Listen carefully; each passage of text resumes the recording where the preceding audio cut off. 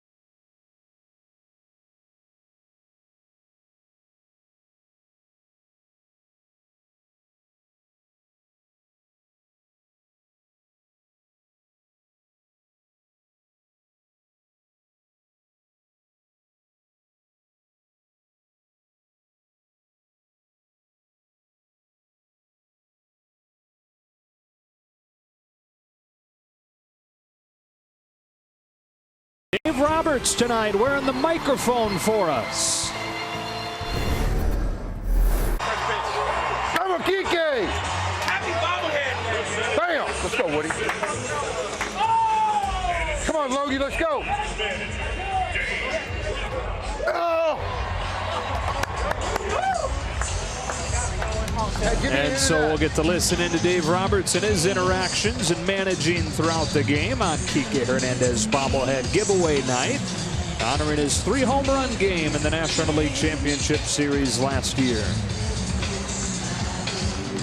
Joe Davis, Or Hershiser, Alana Rizzo, glad you're with us as the Cubs get ready to bat against Ross Stripling with his starting lineup. And it will again be without Chris Bryant, who today was placed on the disabled list with that shoulder injury. So Javier Baez starts in his spot at third, batting behind Zobrist and Hayward. Rizzo, Contreras, and Schwarber in the middle of Joe Maddon's lineup, with Ian Happ sliding from third to center, and Addison Russell getting his first start of the week. Ross Stripling, the #2 earned run average in the National League. An absurd 61-2 strikeout to walk ratio over his last 8 games, but trying to bounce back from his first loss since April against these Cubs last week. That was a 6-game personal winning streak that got busted, and he will try and respond. He's been outstanding here at Dodger Stadium. And why is he so much better as a starter? Well, the curveball is much improved. The changeup is the same, but he's throwing a lot more out of the pen. Last year, most of the time, 19 changeups thrown. This year so far, 125. And you know what? The league only hits just over 200 on that pitch. It's not a mistake that you mentioned the curve and the change. The fastball he throws at a lower rate than anybody in baseball. Although he's been able to mix it in when he's needed it as well. We're ready to go. Dodgers 16-5 in June to lead baseball. And off we go with a fastball strike on Zobrist. Part of this Cubs team that'll try and end a 5-game losing streak, which matches their longest this year. Stripling home with an 0-1. It's banged down the line and foul.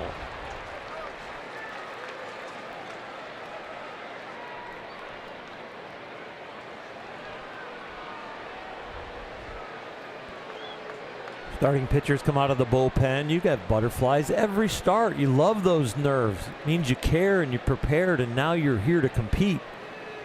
Those butterflies get a little stronger when all of a sudden you see that ball go down the line. You are hoping it is foul. And it was, so it's 0-2, and Stripling back home with the changeup, 1 ball and 2 strikes. Zobrist 1 for 3, scored the Cubs' lone run in last night's game. A 2-1 Dodger win. On a 1-2 pitch. That's a base hit. And Zobrist starts the night with a single. Tonight's Dodger defense is brought to you by Keck Medicine of USC, and with Chris Taylor continuing to get that hamstring rested, Kike Hernandez makes another start at short. He had a nice defensive game last night, a high chopper that he had to glove and record an out, and then started an inning-ending double play that really kept the Cubs offense in check.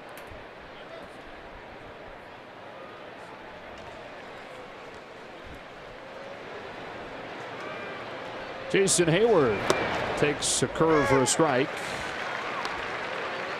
The Cubs really struggling offensively the last couple weeks. Just a little more than 3 runs per game. Jason Hayward's been one of the bright spots lately. His average in his last 23 games is .330.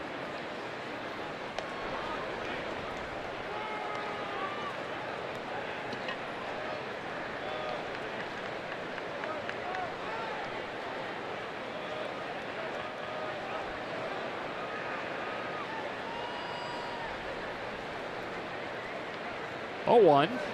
Swing and a miss. 0-2.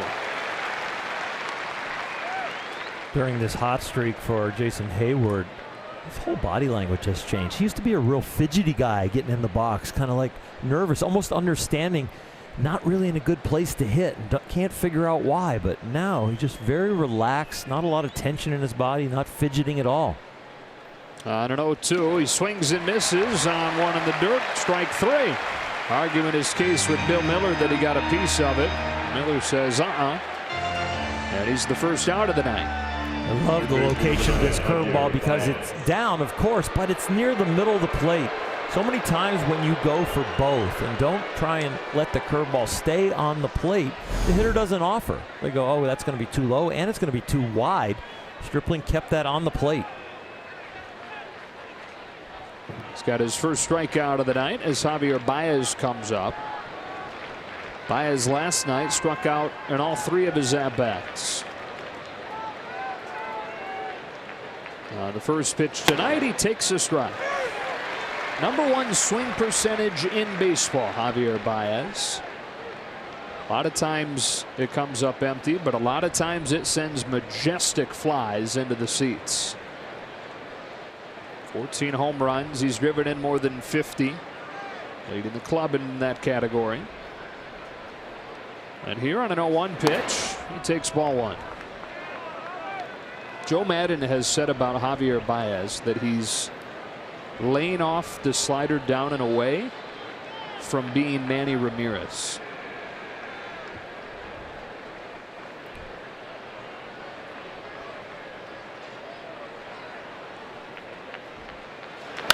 Hits one down the line to right. Puig with a long way to go towards the corner and off the base of the wall. Puig quickly gets it back into the infield. Stopping at third is Zobrist on a double from Baez.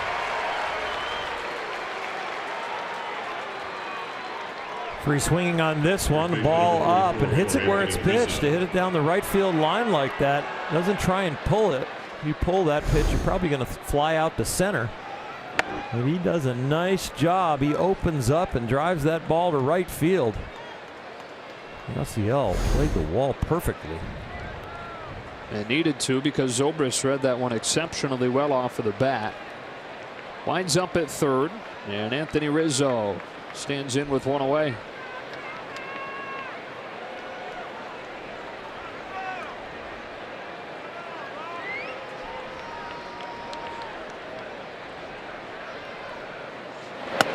He takes one down the middle for a strike.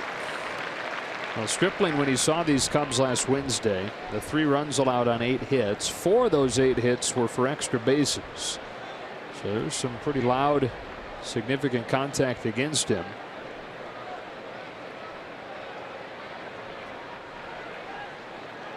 Trying to pitch around some first inning traffic. Is 0-1. Sails on him, 1-1. This is the difference between being a starter and being a reliever. Ross Stripling has done both, mostly as a reliever, but you come in this situation as a reliever, pressure's usually on, and if the game's on the line, here you just want to prevent as much damage as possible as a starter. 1 ball and 2 strikes. And a guy that's really been struggling, Rizzo, 186 in his last 17 games. You put that together with Chris Bryant's struggles, and now Chris Bryant on the DL. The 2 guys that they normally rely on most haven't been doing what they're expecting to. Stripling could really use a strikeout here. He's got it. 2 out. It hasn't taken Ross long to really get the feel for his changeup and his curveball. Those have been the 2 pitches that have really helped him get both of these outs. Curveball there, but the changeup helped build the count.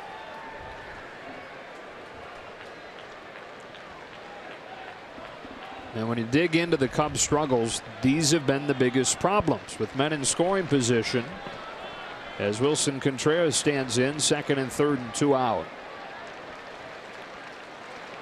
And a step deeper into those numbers, it's not just been struggling to bring runners in with men in scoring position, struggling to get hits with men in scoring position.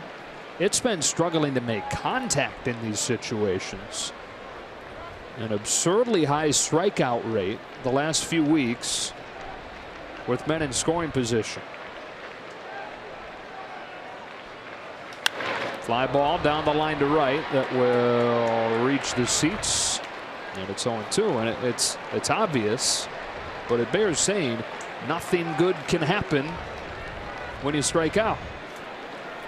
Joe Maddon's been talking about a 2-strike approach. He wants to see more of that from his team, and he thinks the 2-strike approach will leak into runners in scoring position situations. Here comes an 0-2. Stripling buries it in the dirt and gets another swing and a miss. All 3 strikeouts in the inning with that hammer of Stripling's. To the bottom of the first, the Dodgers against John Lester.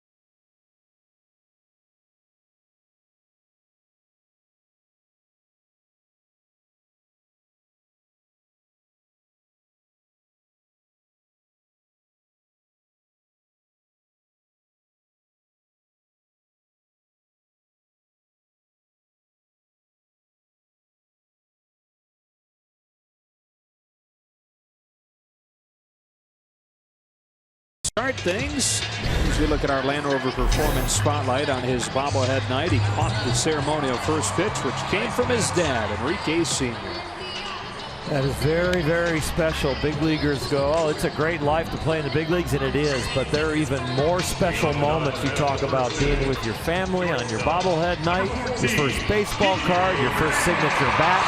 Very memorable night for Kike Hernandez. He says hello to Bill Miller and gets a good hand from this crowd. The first 40,000 taking home the first Kike Hernandez bobblehead. Fitting that he leads things off on this night against a guy that he's twice homered against, including to open a game. The left-hander John Lester threw his line, and Hernandez takes ball 1. Lester, Wednesday against the Dodgers, 7 shutout innings, but as we've talked about plenty already, there's some magic in there. 5 hits, 3 walks, a lot of hard contact, but no damage.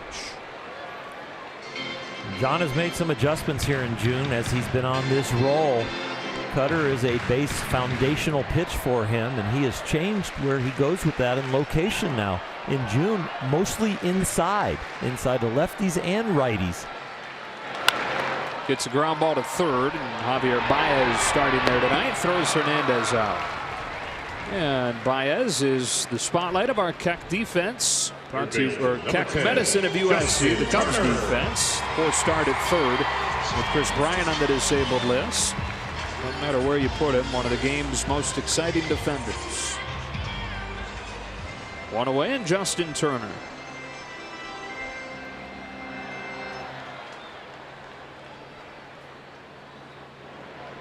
The game-winning home run in the 11th inning on Sunday in New York, and followed that up with a 2-hit game last night.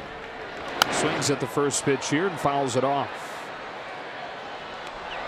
Been putting in extra work lately.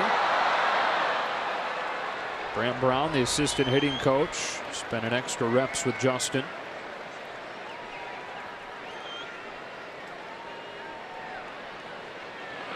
Gets his hands in on that and pulls it foul. When he's right, he's doing what he did to win the game on Sundays, pulling the ball with authority in the air. Meeting it out front, the bat staying in the hitting area for a long time, continuing through the plate, actually out in front of the plate.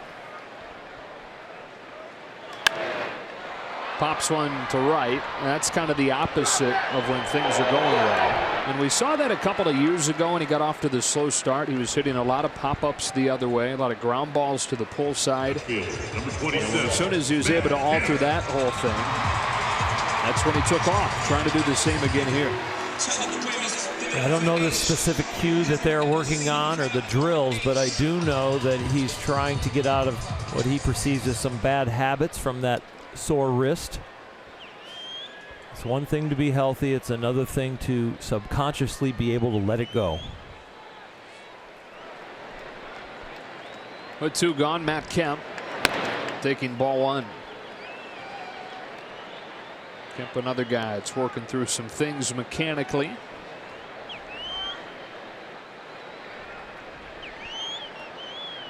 On this 1-0 pitch, he takes a backdoor cutter for a strike.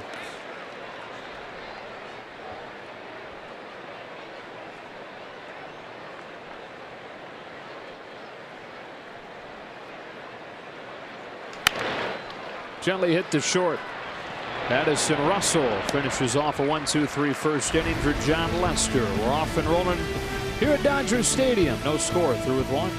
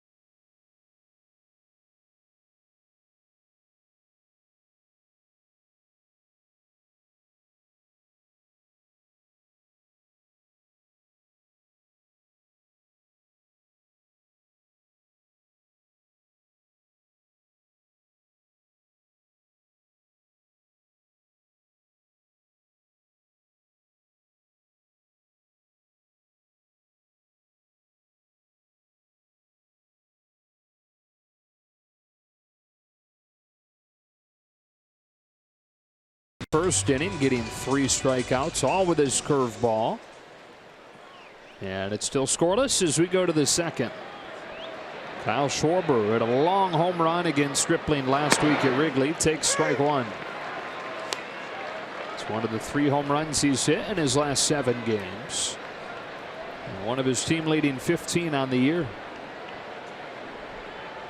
On this 0-1 pitch, he looks at strike 2.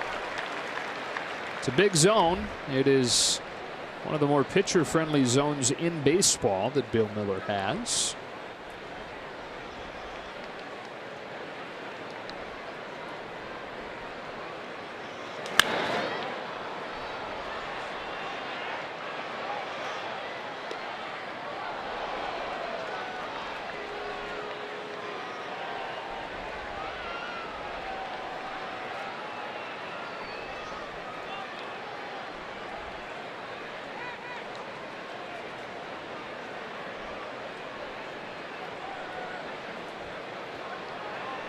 On another 0-2, Schwarber takes it in the dirt, 1-2.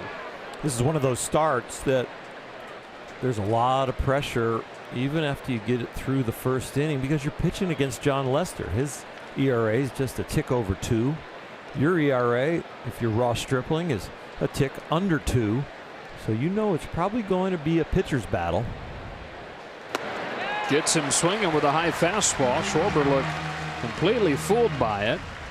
Dave Roberts wearing the mic for us tonight. This is what he sounded like when Ross Stripling pitched out of that trouble in the first.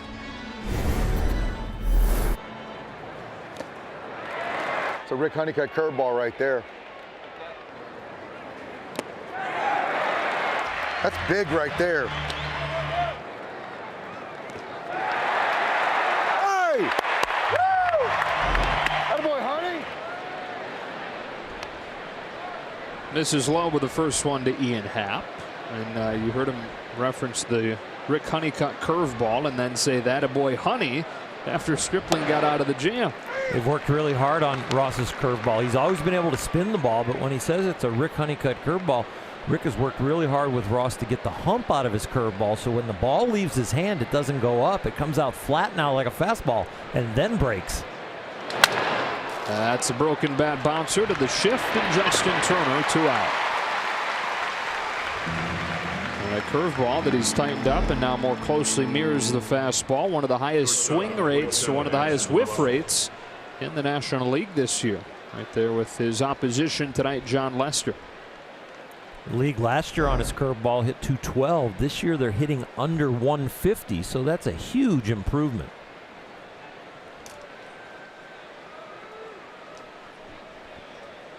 Two out, second inning. Addison Russell looks at one that just barely misses, ball one. Early May, so soon after Ross Stripling moved into the rotation. It was at a bullpen session where Rick Honeycutt first made the suggestion about the curve. But hey, have you ever considered just throwing it as hard as you can? Because he used to take a little bit off, and we're talking about the hump. That'd be one of the results from that. And so Ross tried really letting it cut loose, and it's been a difference maker. It's a swing and a miss here, and it's 1-2. Rick was a veteran on the Dodgers when I came up, and we became catch buddies, and we used to work really hard on using our fastball arm speed while throwing the breaking ball.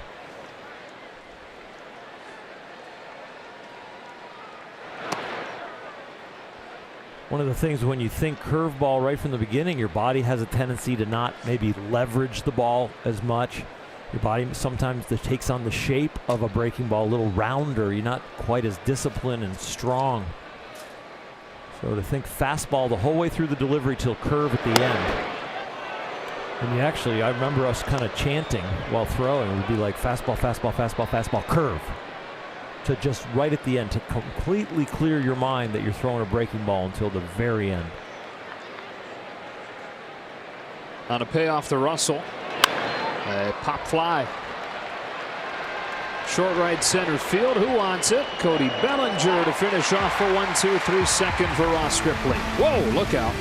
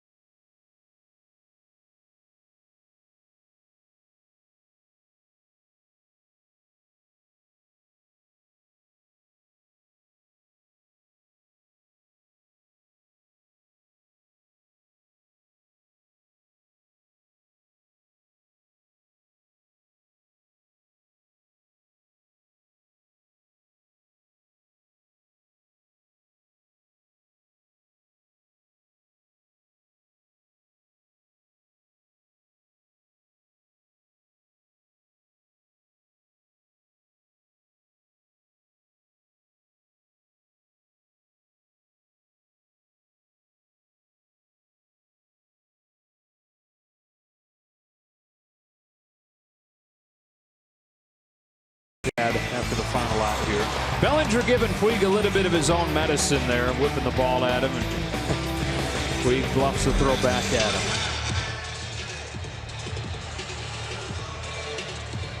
How about Yasiel not knowing that ball was coming, just grab it with his bare hand? Yeah, that is the like, wham, I got it, don't worry. middle third of the order for the Dodgers against John Lester here in a scoreless second. Next Muncy to lead it off, and he takes ball one. Of those hard hit balls that turned into outs against Lester at Wrigley last week, I think Muncy's was probably the one that was struck best. Right out to the wall in left center. He estimates that if that ball was hit here on a normal night, probably would have landed somewhere on the tarp beyond the left center field wall, just to the left of center.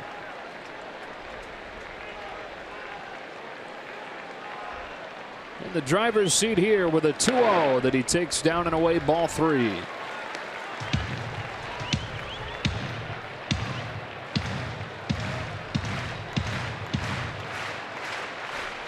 Just to the left there.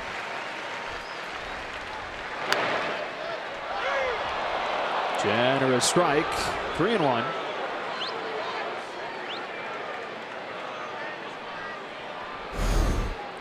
Max Muncy has gone from how would you know where it would have landed to, oh, you've hit 15, you would know.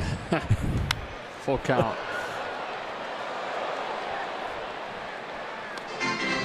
Missed Lester by a year in Oakland. John was there for the second half of 2014. Muncy was there 15 and 16.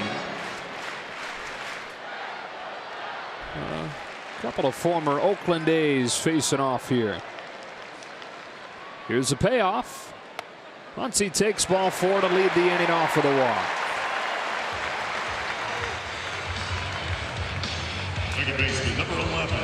MLB At Bat is your #1 Dodger app. Customize your experience to catch every moment this season. Get Dodger home screen icons and features such as MLB.TV Game of the Day, pitch tracking, in-game highlights, live radio broadcasts, stats, news, and more. Download MLB At Bat today. Logan Forsythe hitting 5th today. And his average over the last 2 weeks above 300.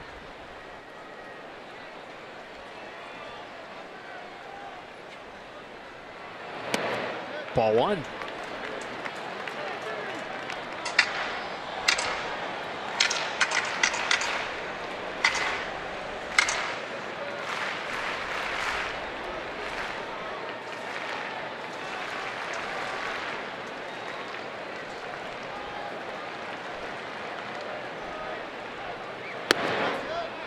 Two and up. You mentioned Justin Turner working on maybe pulling the ball a little bit more, meeting the ball out front. Logan Forsythe, as he's gotten better and stronger, is doing a lot of that also. Really getting the head of the bat through the zone, not worrying about going to the opposite field quite as much.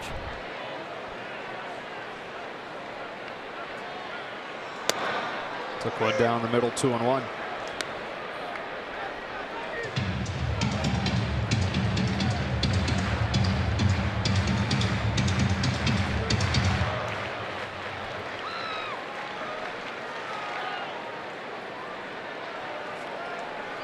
Muncy at first, nobody out, and a 2-1 pitch is fouled off, 2-2.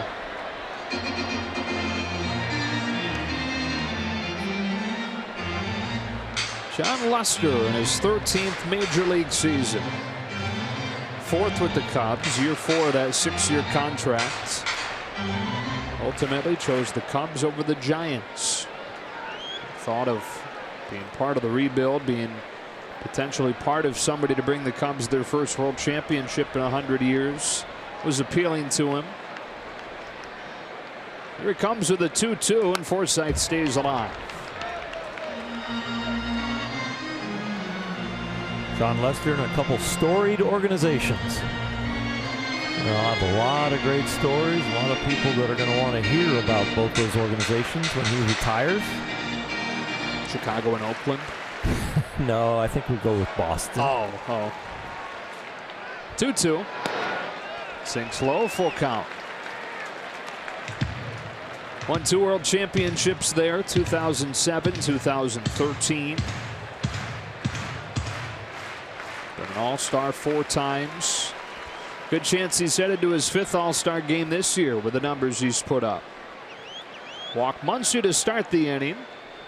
It's gone full on Forsythe. Muncy runs, a swing and a miss, a throw down, not in time, and a stolen base.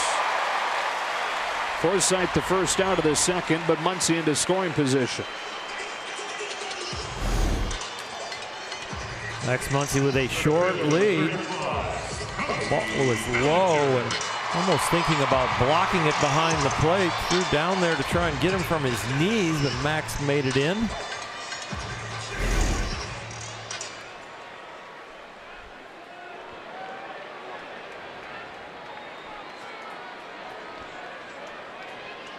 They took a little extra look at after he initially touched the bag if he perhaps came off, but they decide to have him play on.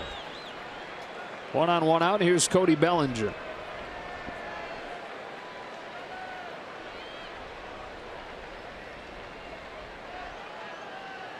Gets out of the way, ball 1. Lester all over the place so far. Cody Bellinger at the plate and Max Muncy at 2nd. The only 2 guys in Major League Baseball in June. In the top 10 in home runs and the top 10 in walks. That's how Muncy reached to open this inning. Bellinger swings and misses 1-1. Yeah, over the last 3 weeks, even though it's included some serious slumping, Cody Bellinger has the number 3 on base plus slugging in baseball. Paul Goldschmidt, Nelson Cruz, the only guys better.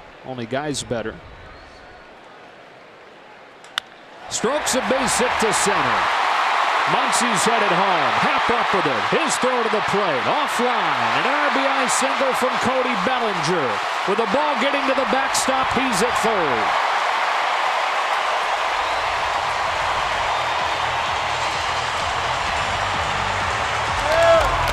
And the Dodgers strike first in this one, leading John Lester and the Cubs 1-0. Well, nothing about this is slow, but we're going to take a look at the Morongo slow-mo cam. The Dodgers were very aggressive. Well, that part is slow, but the ball leaves his bat on a line, and it is hit hard. Muncy with a great jump. The aggressiveness of the Dodgers here started with Dave Roberts running Muncy on a 3-2 count to Forsythe, but the aggression continued with Chris Woodward, the third base coach, pushing the envelope, and then Cody Bellinger moving over to 3rd when the throw gets away. Understanding runs could be at a premium in this game. Joe Madden brings his infield in as Yasiel Puig takes inside ball 1. Now the Dodgers, when they saw John Lester last week, went 1 for 14 with men on. 1 for 2 so far tonight. On a 1-0, Puig takes inside again. 2 balls, no strikes.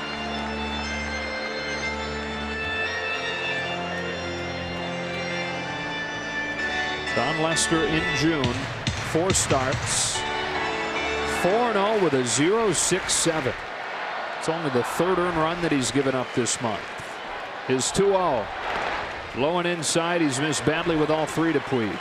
Coming into this game, John Lester, one of the best at leaving runners on base, 87.6%. I mean, that's ridiculous. 3rd.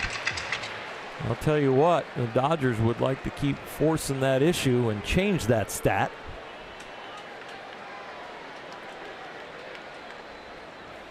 A 3-0 green light and a ground ball to 3rd. Baez coming home. Bellinger's hung up and out. Now a throw back to 1st, and Puig is out. After really good base running midway through the inning, very poor base running here. And a double play means the Dodgers settle for 1.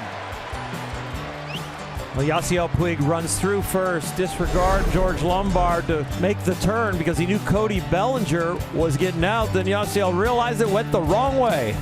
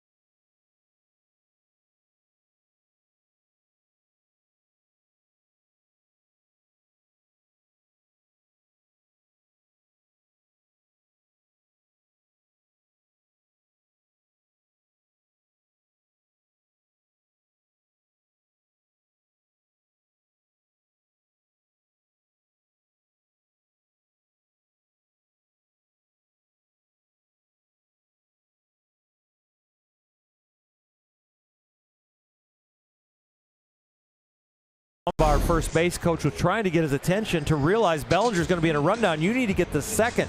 Yasiel thinking he's going to try and beat out the bull at the third. Look at George. He's pointing and yelling at him like, let's go. Turns his head. Yasiel realizes. When Yasiel realizes it, that's when he breaks the second about a step. Now he's out in no man's land. Has to get back to first. Cubs get the ball to first base, get him out. And so they settle for one in that second inning, and John Lester leads off the third, taking a strike from Ross Stripling.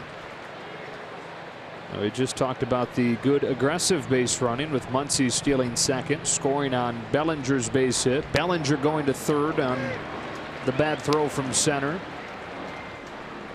Well, they take a step back moments later, and a double play finishes that inning.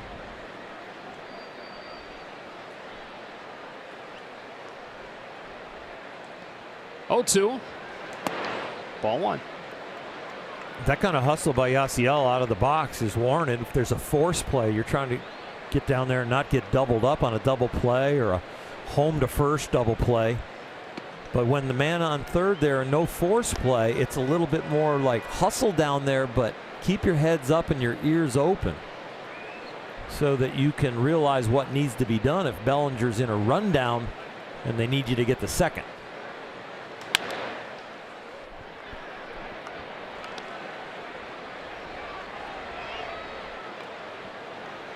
Ross Stripling, 4 Ks through 2 innings so far. John Lester doing his best to make him burn some bullets here in the first at bat of the third. And after falling behind 0-2, he's worked it full. Yeah, the 4 strikeouts, 3 on the curveballs that did really well to shut down the Cubs' first inning, and then the other one is on a slider. To first and Muncy, 1 out. I was going to say, I mean, would you believe Ross Stripling's first walk of the month comes against John Lester? Had that happen, he's got a chance, if he can go through this outing not allowing a walk, to be the first pitcher in franchise history to make 5 starts in a calendar month and not walk anybody. It's never happened.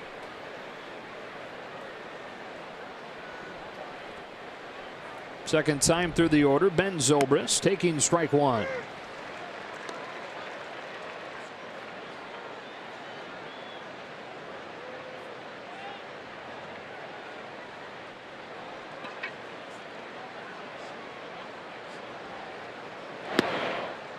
Boy, pinpoint accuracy, nothing in 2. As sharp as that break is now for the curveball, on the plate is the best place for it. It's not a sweeping curveball. It's more of a 12-6. High fly ball down the line to right, but foul.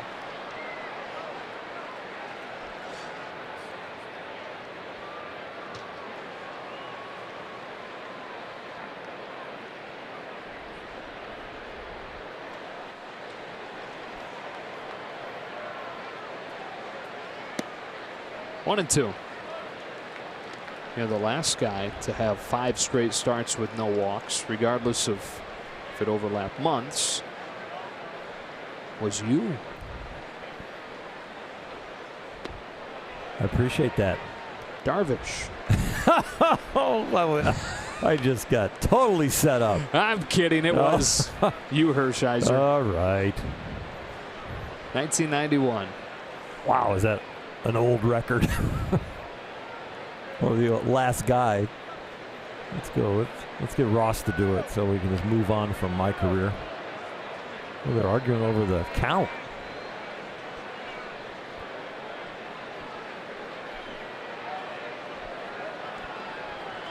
Well, we have it as 2-2.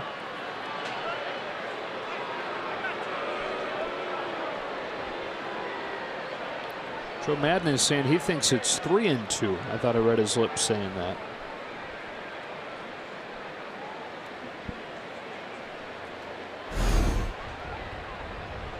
Dugout says 3-2. Rick Krajewski, Stat King, says 2-2. Argument over. 2-2 and a foul ball. Stripling, and it's just a whole conference between two different uniforms. 3, the umpire's uniform. Zobrist handling it with a sense of humor, it looks like. Bill Miller looking into the Dodger dugout, kind of with a demonstrative eye roll. Like I said, 2-2, he says. And Stripling back home. Chopper right side. Logan Forsythe. 2 up, 2 down. Celebrate Independence Day at Dodger Stadium when the boys in blue meet the Pittsburgh Pirates. Enjoy holiday fireworks on July 3rd and return the next day to enjoy the best fireworks show in town on July 4th right here at Dodger Stadium. Both are courtesy of Budweiser. For tickets, visit Dodgers.com/promotions. 2 gone in the third. Jason Hayward with the bases empty.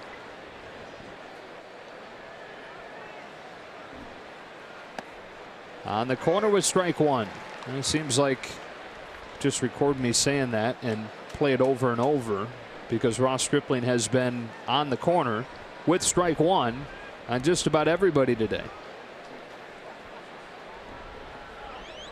Been one of the big reasons for his success. One of the highest first pitch strike percentages in baseball. Ahead now 0-2. For anybody though, right? What's the most important pitch? Strike 1. And then if you don't happen to get that, get to the 1-1 count, because the 1-1 pitch is really the biggest pitch in the middle of the count. Get it to 1-2. If it goes to 2-1, advantage hitter. Ground ball against the shift. Well done by Jason Hayward. Hernandez with a diving play to ensure that he only gets 1. That is a fun, tremendous effort from Hernandez. Number 9, Javier Baez. A weak ground ball that beats the shift. Kike with a full out effort. He knows that Matt Kemp was way over there in left center, so I better capture that ball, not rely on the left fielder. No assumption there. I'd put him up against Javi Baez. Oh, for sure. As far as fun to watch play defense. Team Puerto Rico teammates. And it is Baez batting with 2 out, cracking a 1-hopper up the middle base hit. Baez 2 for 2. Really, that whole Puerto Rico team in the World Baseball Classic was a riot to watch through that whole tournament. Another first pitch strike, but it was a hanging breaking ball this time, which had enough altitude that he could elevate it to center field.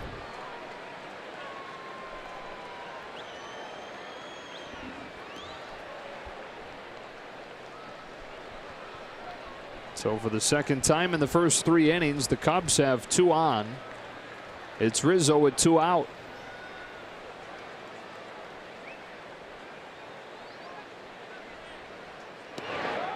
1 ball, no strikes.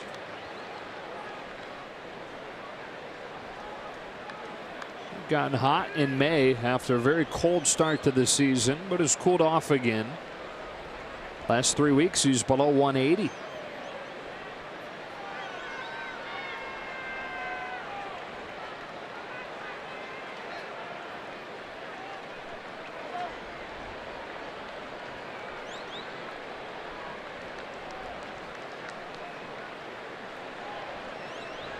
Two on, 2 out, 1-0. Soft bouncing ball. Short right field, Logan Forsythe. And again, the Cubs have stranded 2. We go to the bottom of the 3rd. Ross Stripling and the Dodgers. And Kike Hernandez's bobblehead up 1-0.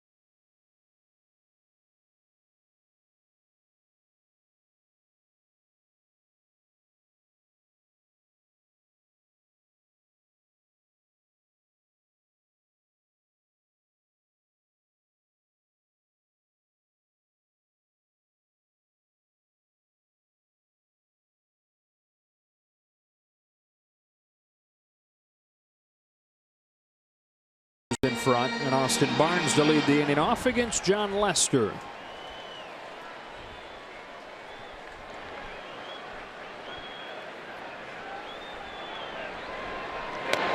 We were talking about John Lester's ability to get out of jams last inning, the highest left on base percentage across baseball. There are other elements at play too that point to him being a little bit lucky so far this year. You have that, and you have this. FIP is basically an advanced stat category that strips away the impact of the defense on a pitcher's performance. Barnes takes a ball. It's 1-2.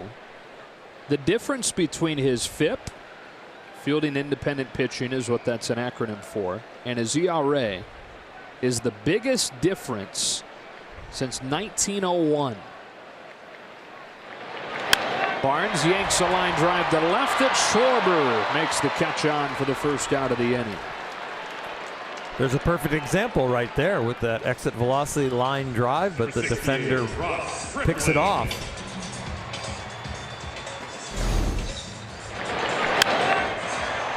The Dodgers hit him very hard in Wrigley in the last start. So basically FIP just factors in strikeouts, walks, home runs, the things where fielders have nothing to do with it. And so it takes out the impact that this historically good Cubs defense can have on a pitcher. And for John Lester, like we saw last week at Wrigley, that defense can be a big deal. And of course contribute to the ERA, which at 2.10 is third best in the National League. Although other signs show that it's maybe not been quite as dominant as that ERA would tell you. That's not to take anything away from him. That's just to say that there are some underlying things here that could lead you to believe that there could be some regression coming from John.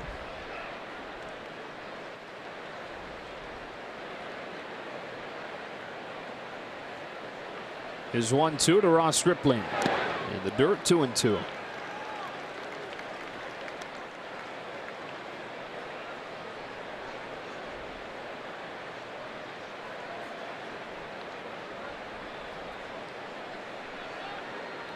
Never been a guy that's really overpowered you, though. It's not a question of diminished stuff. Location has always been his calling card. Location and mentality. Yeah, you know, as big as that differential is, on the positive side for John Lester, as the veteran that he is and the champion, he has the pulse to be able to pitch through that traffic. He has the wisdom to try and figure out how to get through those jams. It's a tapper from Stripling, 2 out. So in some ways, you're right. There probably is going to be a regression as far as how good he is the rest of the year if that keeps up, that trend keeps up. But also, I do tip my hat to a guy like him who, as a veteran, can understand himself and understand the situation and still pitch through that kind of stuff. He does not melt down. He just finds a way. He wills it and he figures it out. And you know what? He doesn't take like a line drive out or something bad happening and go, oh my God, I got to reinvent the wheel. He goes back to trying to execute his plan. Second time through the order, Kike Hernandez grounded out to third his first time up, and here takes ball 1.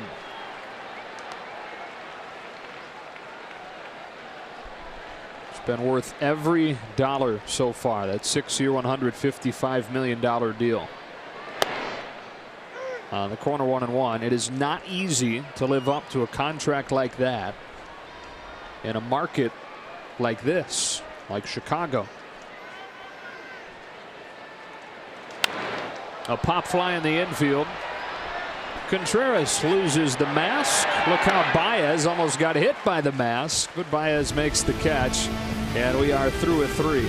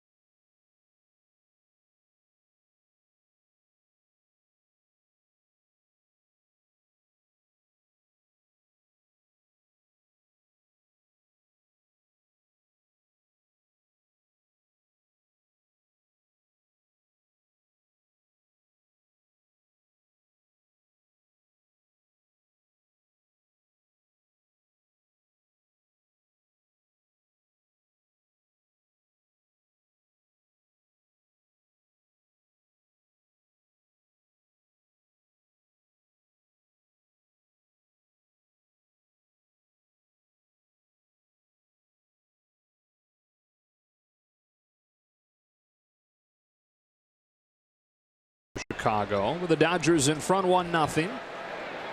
And Ross Stripling comes home. Ground ball to third on the first pitch. Justin Turner, 1 out.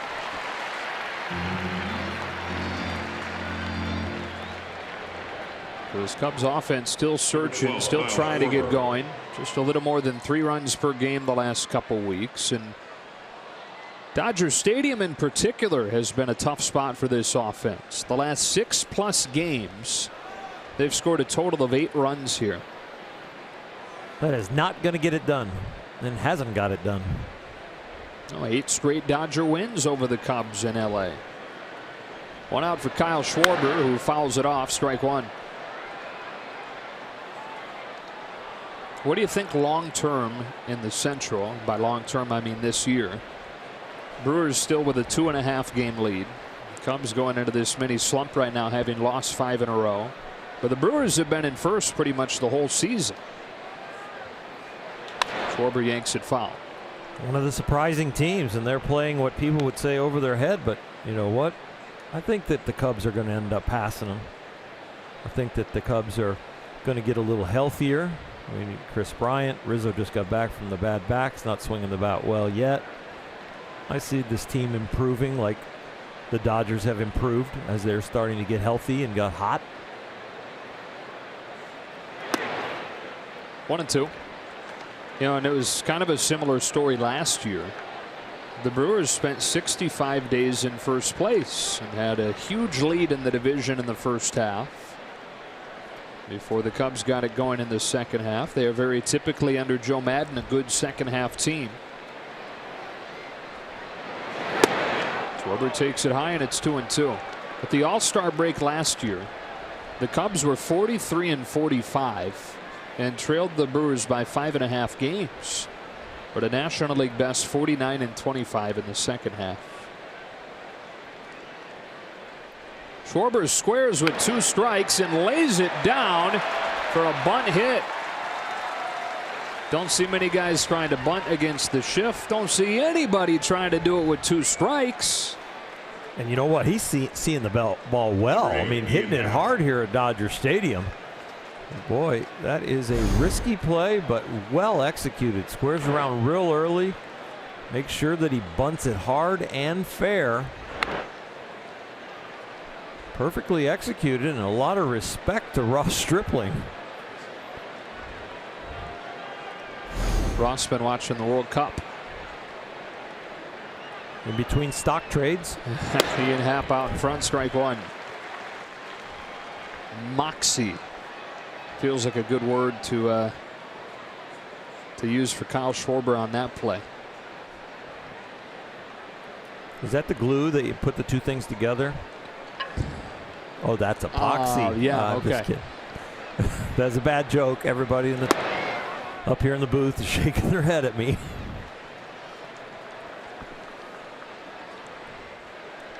I've heard rumors that there's similar reaction in the truck. Okay.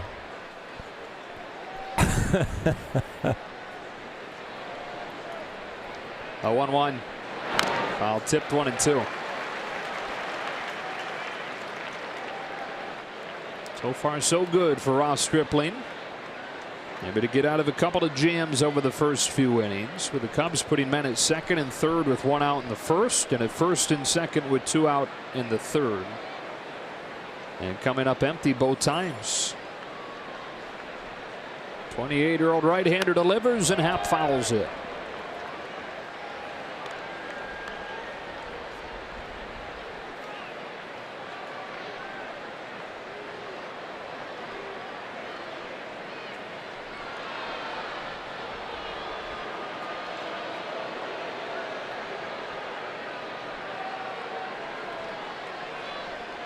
Another 1-2.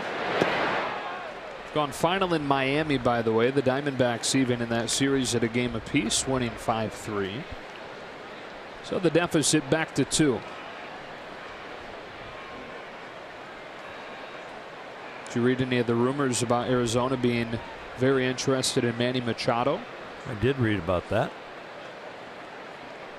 Who isn't, though? I think every team's been connected in some way. Runner takes off on ball 3. Barnes throws down. What a tag by Hernandez.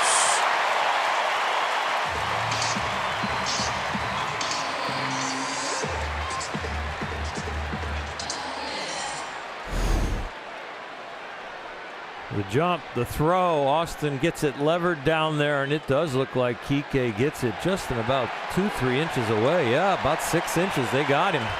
It was a very nice tag. Didn't have to pick it, but the difference between picking it and catching it in the air and knowing, am I in between? That was great job reading that throw. The magician defensively.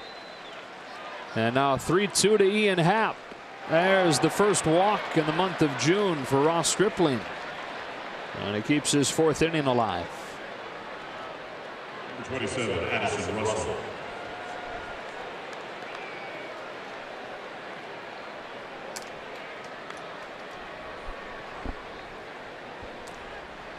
For Addison Russell.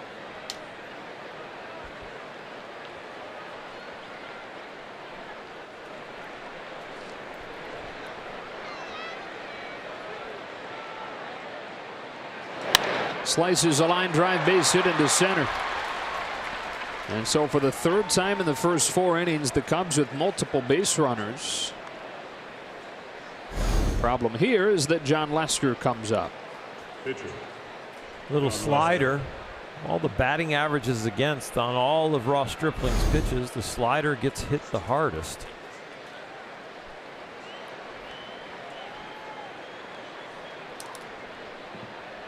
Lester worked the full count his first time against Stripling before bouncing out.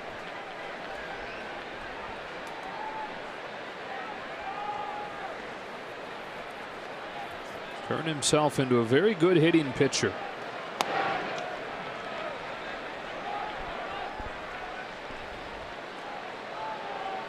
I say turned himself into one because that's not always been the case. Set a major league record by going hitless in his first 66 at-bats. On a 1-0 pitch. It's a chopper right side that Muncy stabs. Feeds Stripling in the bag to finish the inning. Not an easy play for Max Muncy, but he makes it, and it's still 1-0. Join T-Mobile in showing appreciation for all military by sharing a photo or video with the hashtag #HatsOffForHeroes. For each post, T-Mobile will donate $1 to support veterans.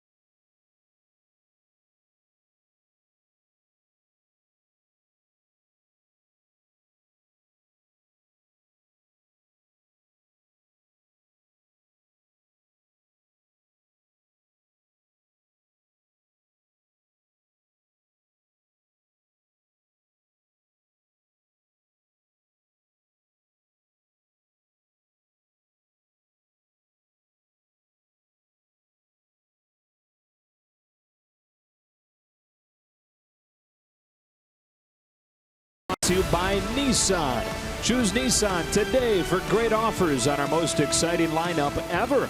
Shop ChooseNissan.com. And by Jack in the Box. Try the $4.99 Jack's Spicy Chicken Club Combo with toasted sourdough. New from Jack in the Box. Justin Turner opens the bottom of the fourth by taking ball one from John Lester.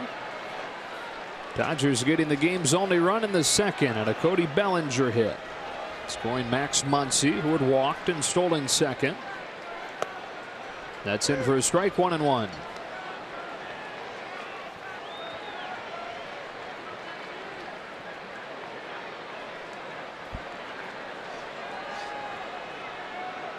Turner out in front, 77 on that one, 1-2. Turner against John Lester, lifetime in the regular season. After flying out in the first inning, 0 for 17.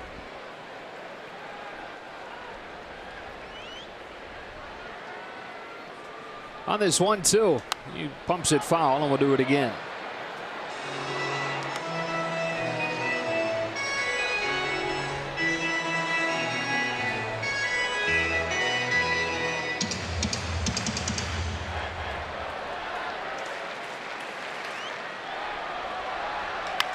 Chopper to third, Baez. Turner the first out.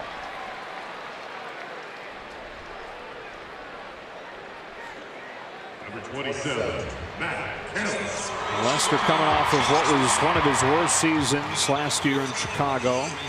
You know, 2016 he was number 2 in Cy Young voting behind Max Scherzer. Won 19 games, had a sub 2.5 ERA. Then last year, an ERA above 4.3. Just never quite felt himself. One away for Matt Kemp. Who fouls it off, 0-1. And those that know John best say that even though he wasn't admitting it last year, and probably never would, that it was the first time that he'd started to hear people question if he still had it, question his ability. Kemp with a fly ball to center, and Happel put it away, and it really fueled his fire. Max Muncy coming to the plate. Let's listen in to Dave Roberts the last time Muncy was aboard.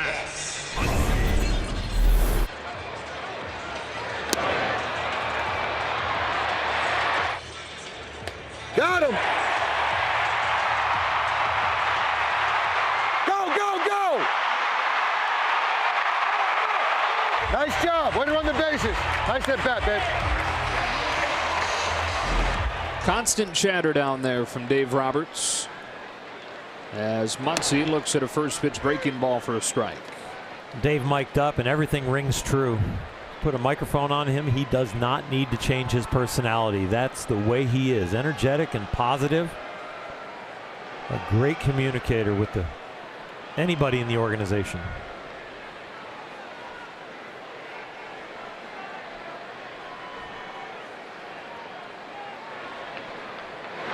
I asked him if he puts on for the microphone at all, you know, puts on any kind of show, and he said it's actually probably the opposite.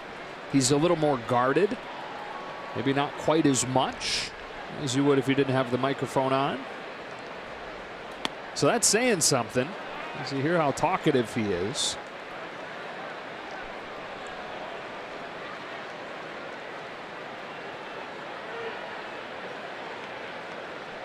Muncy ahead 2-1, and Lester comes back home. On the corner with strike 2.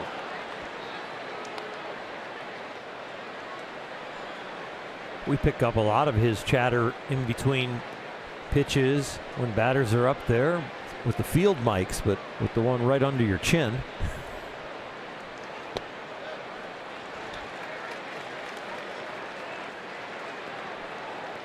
I think most people would have the same reaction, though. They'd be a little more guarded once the microphone went on them. A payoff and a pop-up. On the middle infield, Addison Russell puts it away, and back-to-back 1, 2, 3 innings for John Lester.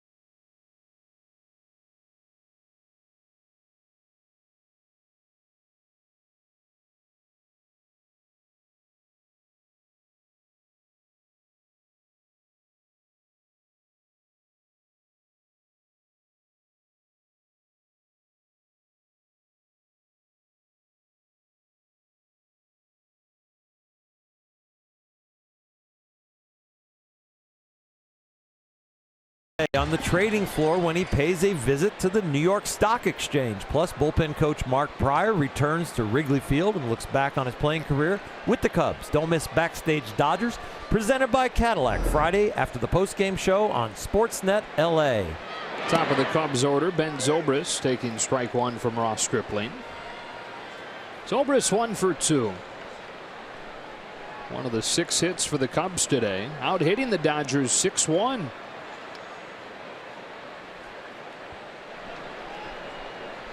So far, kind of the opposite from last week's meeting between Ross Stripling and John Lester, where Lester was the one who had the good fortune.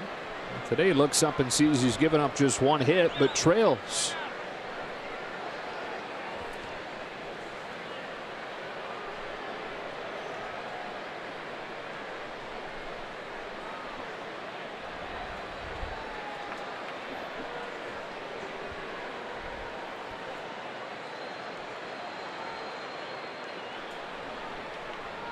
Oh, 2.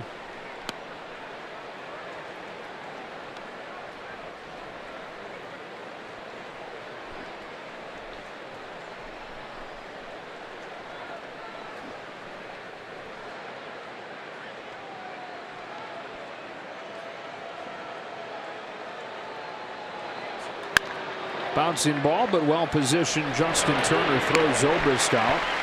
1-0 game, 1 out here in the 5th inning, and we welcome inside Joe Davis and Orr Hershiser. The Dodgers trying to take a 2-0 series advantage over the Cubs. It'd be nice. Turn around the series loss there they had in Wrigley and up against John Lester. Only that 1 hit. John Lester really not fooling them. 11 innings pitched so far. Only 2 strikeouts against the Dodgers over the 2 outings. So they're putting the ball in play. They just got to find some holes. What have you thought of Ross Stripling so far? He's really back on the horse. I didn't think he really lost it in Wrigley. Yeah, it was a rough outing after his 6 wins in a row, but he's throwing the ball really, really well and locating again. Jason Hayward looks at a first pitch curve for a strike. We've talked about this with Max Muncy, had this discussion a few times. Is it for real? Is this who he is now? I think we're both starting to think that it is. Same question for Ross Stripling. Is this who Ross Stripling is now? Well, Ross Stripling's strength is his command, and it's of all the pitches. And then the next thing that has really improved is his curveball. And the other thing that has improved is the use of the changeup, and that's really more in quantity, not quality. So I have to say yes.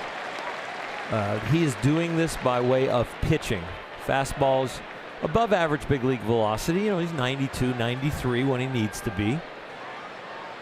The breaking ball, though, I think it grades out as one of the better ones in the big leagues.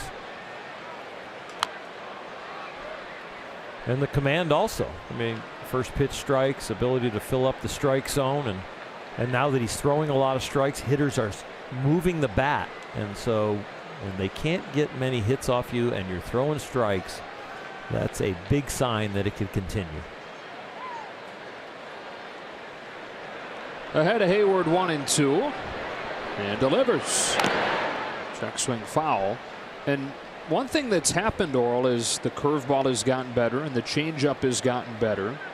The fastball, which was knocked around at a pretty high clip early on, in May and June, it has the lowest opponent's average in baseball. And I think that is because of the combination of pitches, just like last year with Rich Hill.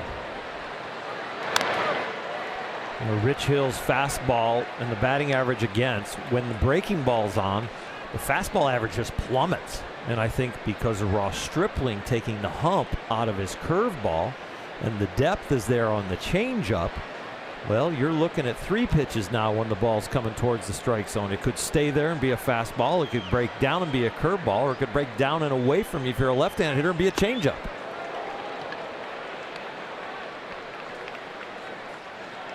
Saw it a little bit last year with Alex Wood when all 3 pitches were working in concert.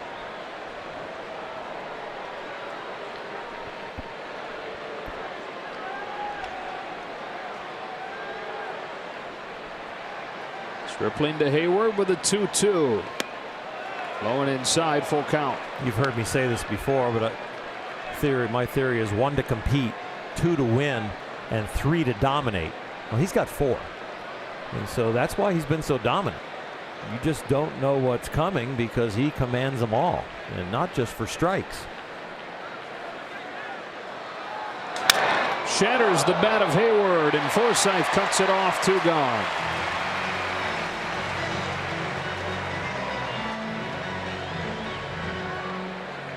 Third baseman Javier Baez.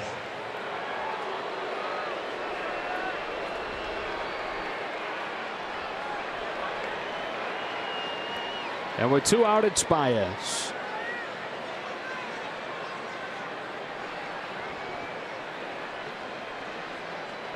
Double and a single tonight after his 0 for 3 game last night.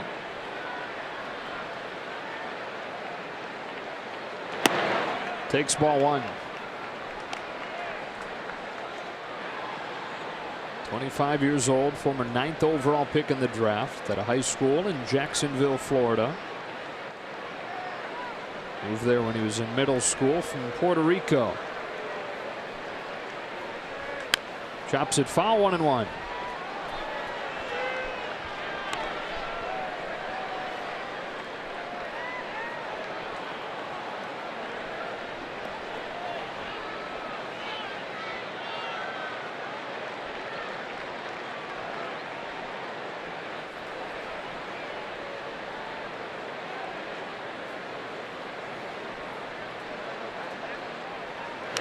One and 2.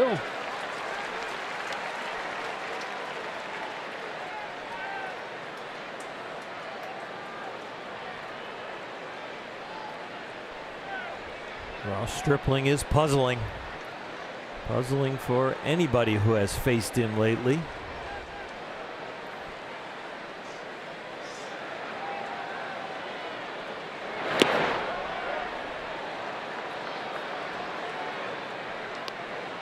That last pitch, that curveball, but it's just off the plate. You see how the Baez can just spit on it. We complimented the curveball when it stays on the plate, as they have to offer when you give them that width. It looks like it's going to be a strike. Looks like it's going to be a fastball for a strike. Baez laying off, and the count goes full.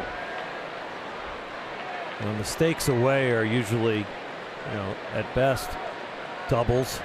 And we saw that with Baez earlier down the right field line. Mistakes in are home runs, and they've tried to avoid that. Baez goes the other way with a high line drive. That ball ties this game.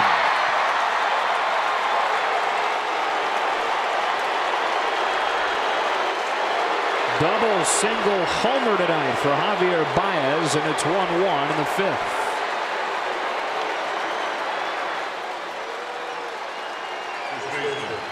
He'll swing at it by his ankles. He'll swing at it up by his head. And this fastball's not that high, but this Volkswagen replay will show you that it's up and really down the middle. 93. I saw a lot of breaking balls, sliders, and curveballs, but deposits the fastball over the right field wall.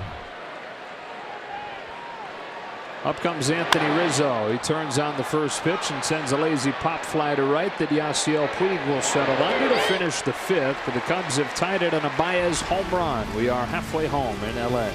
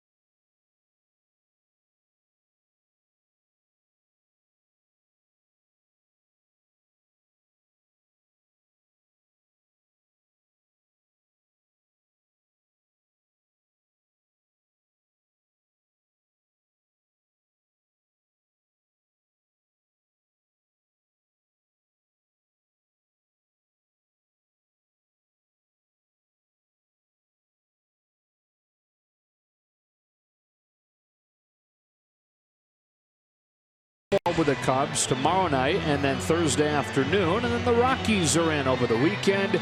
Pirates will finish up the homestand Monday through Wednesday next week. Tuesday and Wednesday both being fireworks nights at Dodger Stadium. Tied at 1, last of the 5th. John Lester, Logan Forsythe with strike 1. Forsythe the lone strikeout victim against Lester so far.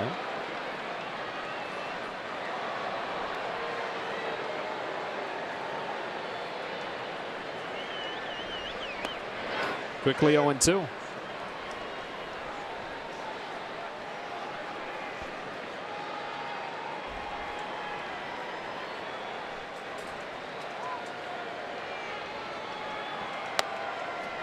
One and two.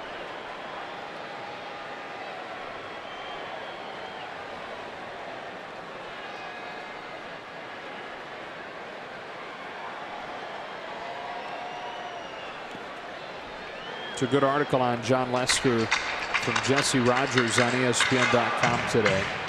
John, a self-admitted sore loser, and he thinks that's part of the reason why he's been as great as he has been for so long. He just can't stand to lose. He comes home with a 2-2, and Forsythe takes strike 3. 1 out.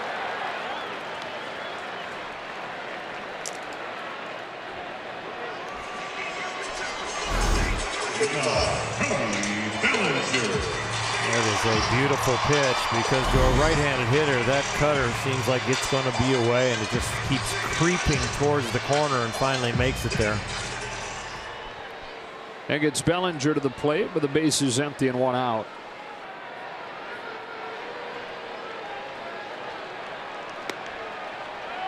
Generous strike, 0-1. They say that when things go wrong for Lester, he'll look into the dugout, find the game planning coach Mike Borzello, who's a former Dodger bullpen catcher, but like shoots this death stare at him. It's caught up in the moment a little bit, and he says that he does it in his follow through. So like a ball will be hit when things aren't going well, and a little bit of a look like this you're seeing from John. In his follow through, he'll shoot that stare, that death stare, into the dugout, and Borzello says it makes him want to run up the tunnel. 0-2 on Bellinger is in the dirt. 1-2.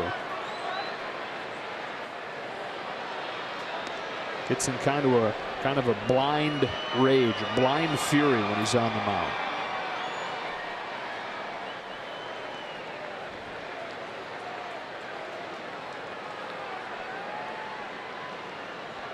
Roxon deals 1-2.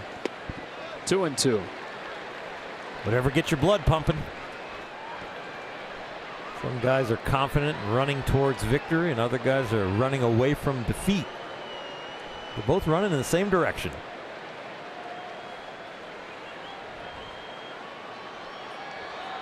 Bellinger with another base hit to center.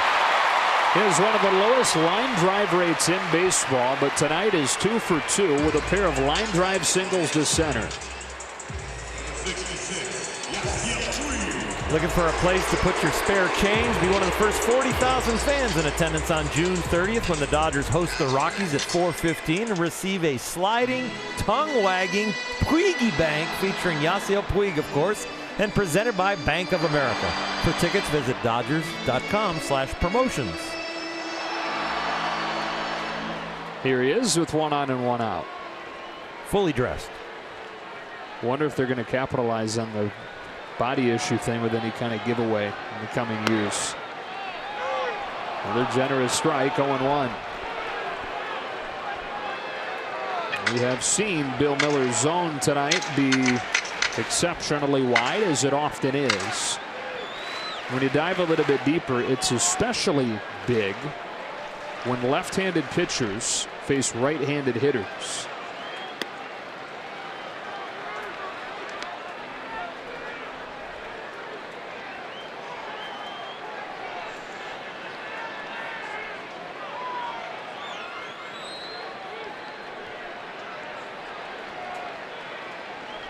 Bellinger at first in a tie game. Here comes a 1-1.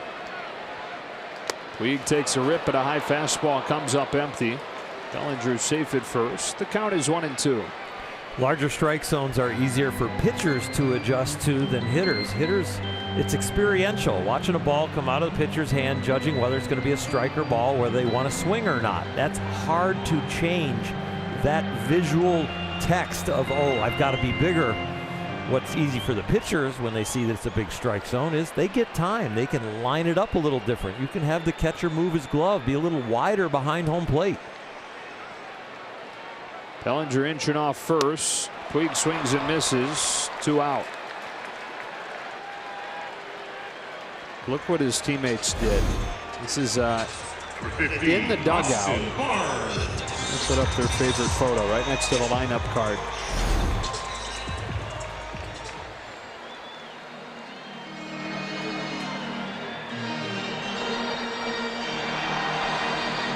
Third strikeout tonight for John Lester, and with 2 out, here's Austin Barnes.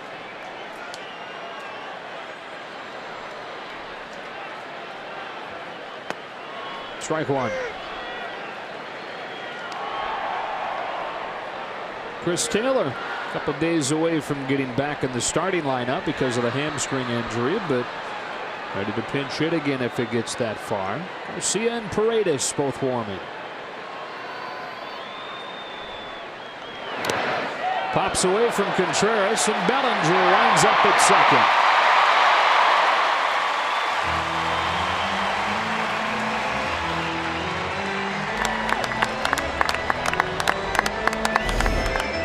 John Lester has been keeping the ball down. Most of his misses have been down, and then he elevates to get people out. That one was down a little too far, scooted away.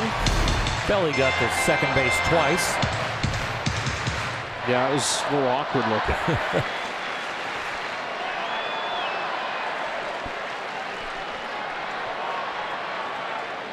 2-out chance. Austin Barnes on a 1-1. He swings away. A floater to center. That'll drop in for a hit and put the Dodgers back in front. Austin Barnes delivers, and it's 2-1. Barrels are overrated for Austin Barnes as he flashes the sign into the Dodger bench. This is the guy who invented this signal goes up, Chris Taylor. Austin got robbed a little bit on his line drive to left in the first at bat. This is a jam shot that is jammed perfect distance to fall in for a 2-out RBI. Some of the frustration relieved.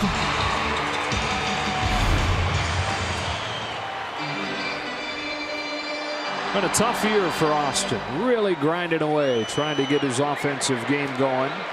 And even though he didn't barrel it out, he'll take it. Perhaps what he needs to get going. So the Dodgers quickly back in front 2-1, and Chris Taylor takes ball 1 in the dirt.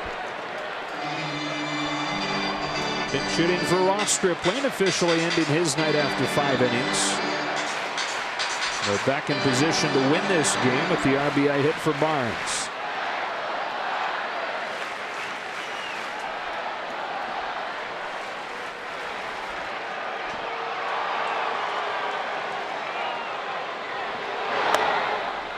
Off speed for a strike 1-1. Baseball being the funny game that it is. Austin Barnes first time up hit at 102 miles per hour. Out. This time 62 miles per hour. Hit. 1-2. Pitchers will tell you it doesn't even out. Hitters will tell you it doesn't even out. But so far tonight, Austin Barnes will take it.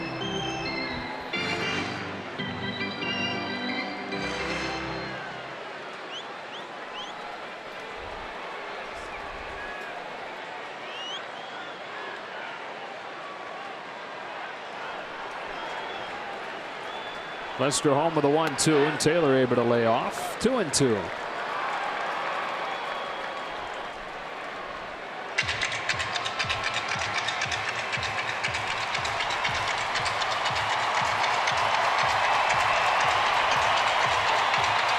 Hamstring getting close for Chris. Overall, the swing, he says, feels great right now. Man at first with 2 out. 2-2. Yanks one over short into left, base hit. And Taylor, despite this hamstring injury, while going through it, is 3 for 4 as a pinch hitter. And who's going to run for him? Ross Stripling was the starting pitcher, is usually his designated runner. Looks like it's going to be Caleb Ferguson. What a thrill that is for a young man to come up here to the big leagues, get a few starts, and now you're pinch running. Chris Taylor with the base hit. Big home run from Taylor last night, pinch hitting.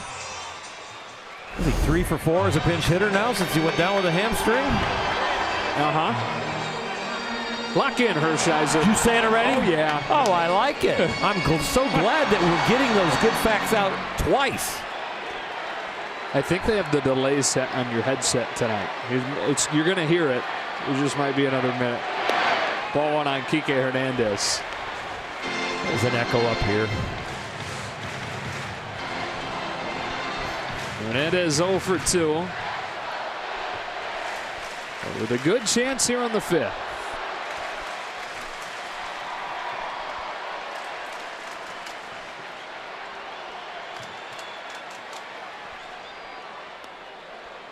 That's in there, 1-1. 2 home runs against John Lester lifetime. 6 home runs in his last 13 games.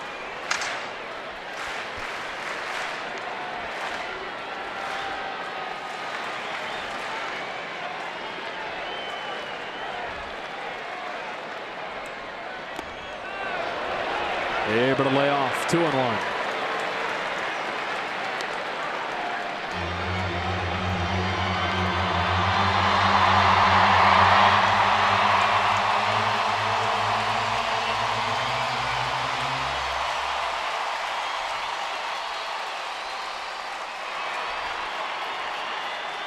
What a crowd this is tonight.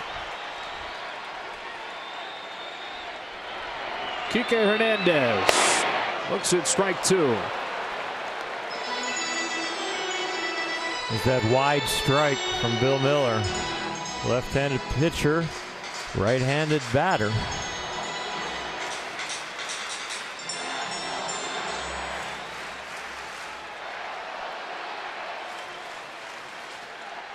Barnes at second, Ferguson at first. And Lester to Hernandez with a 2-2. Take strike 3. He's saying he can't have outside and inside. The inning comes to a close, but the Dodgers jump back in front on a base hit from Austin Barnes.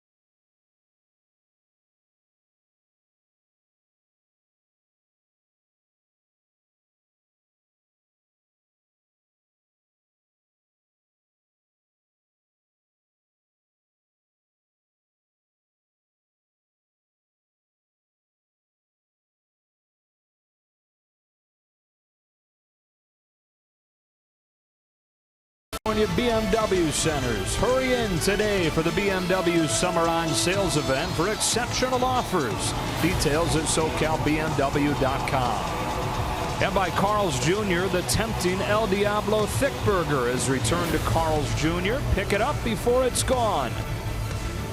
And by the Equalizer 2 in theaters everywhere July 20th. Who's in, who's out? Call to the bullpen. Amy Garcia replaces Ross Stripling in a 2-1 game in the 6th. Then Wilson Contreras bends back on ball 1. Outing number 18 for Garcia. He's allowed a run in 3 of his last 5.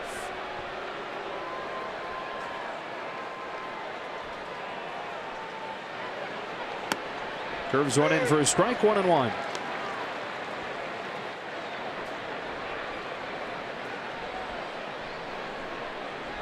Contreras 0 for 2 tonight and 3 for his last 23. Takes this one down and away, 2-1. Another tight one between these teams. Another low scoring game between these teams. It's kind of been the norm the last couple years. Dodgers the last couple seasons averaging about 3.5 per game against the Cubs. Cubs averaging less than 3 against the Dodgers. Chopper that'll get past the diving Hernandez for a leadoff hit. Inside the box score brought to you by Kona. Looking at Ross Stripling's night. He was good most of the night. Pitched through a lot of traffic. Some deeper counts tonight from Ross that took the pitch count up there at 86 through 5. Breaking ball early was fantastic. The 2 pitches that were striking the most were the curveball and the changeup. But as the game went on, the Cubs were starting to look more and more comfortable, and very comforting for Dave Roberts to be able to go to a very hot bullpen when you have a guy like Ross Stripling that goes 5, has been one of your hottest starters.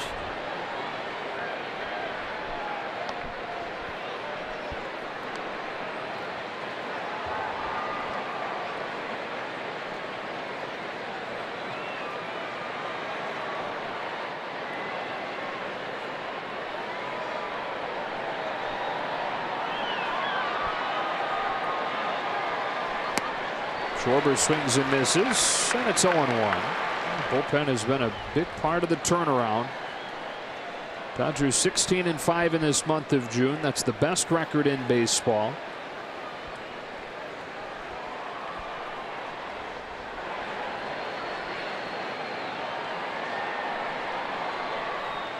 Garcia to Schwarber with an 0-1. He cracks his bat on a flare that's back of third. Hernandez running out, still going and making the catch. Willie Mays style.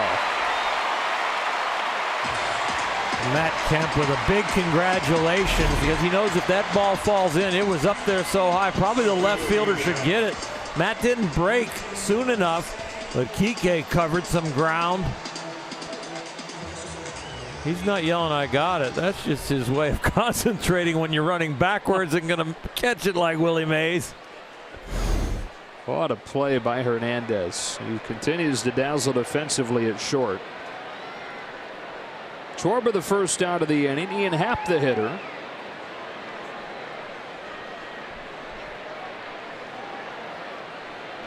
Happ looks at ball 1. Talking about the bullpen and how big it's been in this team's turnaround, among the leaders in the National League in several key categories this month. And it goes back even farther, really, to match up with this 26-9 run.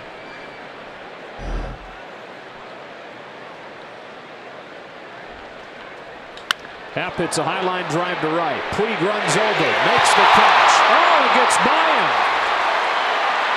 Everybody's safe, second and third.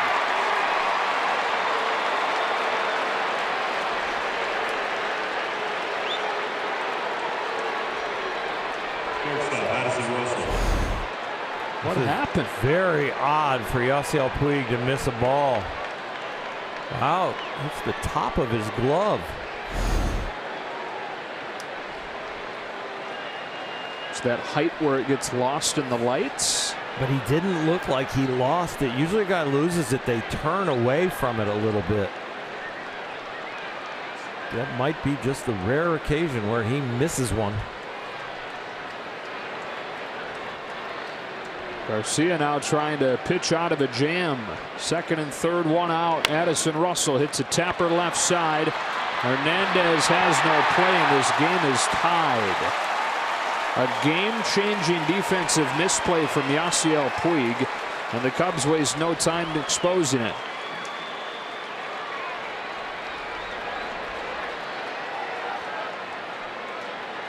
Pitch hitter number 2, Tommy Estella. Just a dribbler. The line drive turns into an error. And Kike, with Addison Russell's speed and the ball hit that weakly, is probably not going to have a chance at him.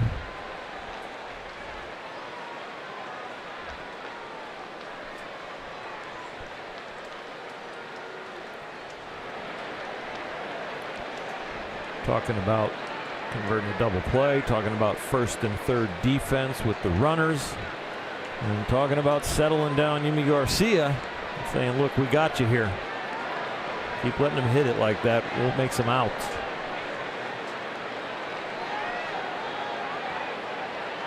Joe Madden not going to let this opportunity go away without using Tommy La Stella. So John Lester's night ends as La Stella pinch hits with men at the corners in a tie game in the 6th.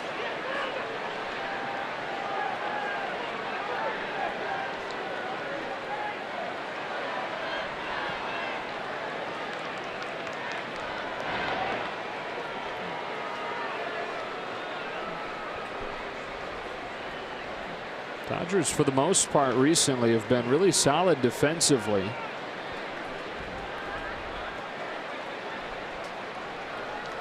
That game last night, that might not end a 2-1 win without the defense of Kike Hernandez at short. But a big misplay from Puig here in the 6th.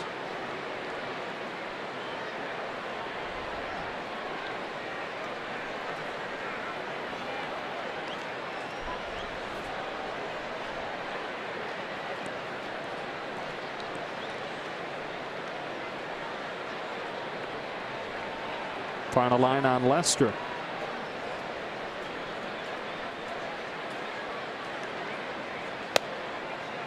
Ball one on La Stella.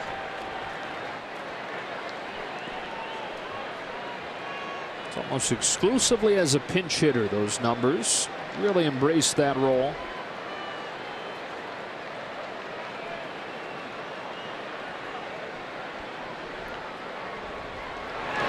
Chops it foul, 1-1.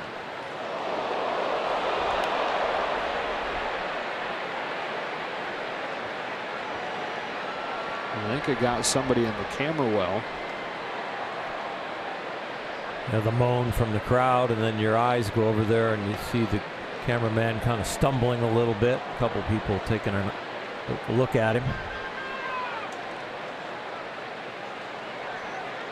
Yeah, it's the second time this year. Happened over in the Dodger dugout earlier this season.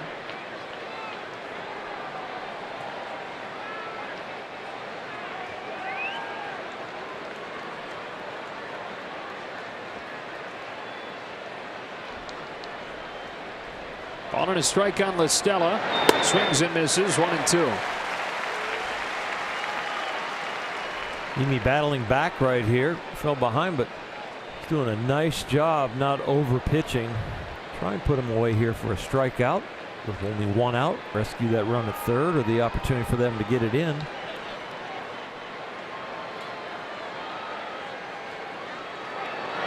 That is a big strikeout for Garcia. 2 out. A nice development of his changeup since he's coming back. Threw a couple right there to get a foul ball strike and then the strikeout.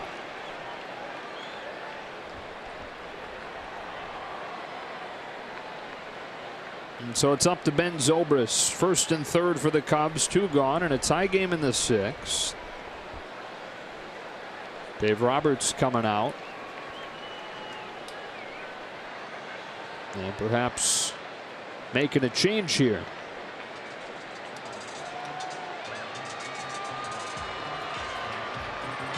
Zobrist better from the left side.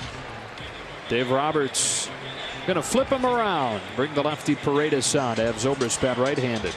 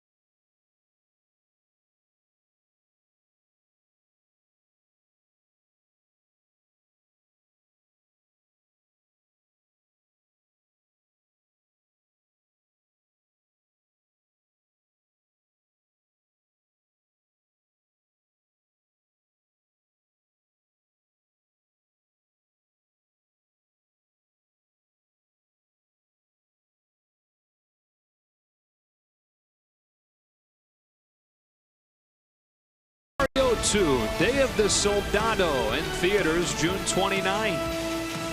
And by Nissan. Choose Nissan today for great offers on our most exciting lineup ever. Shop ChooseNissan.com.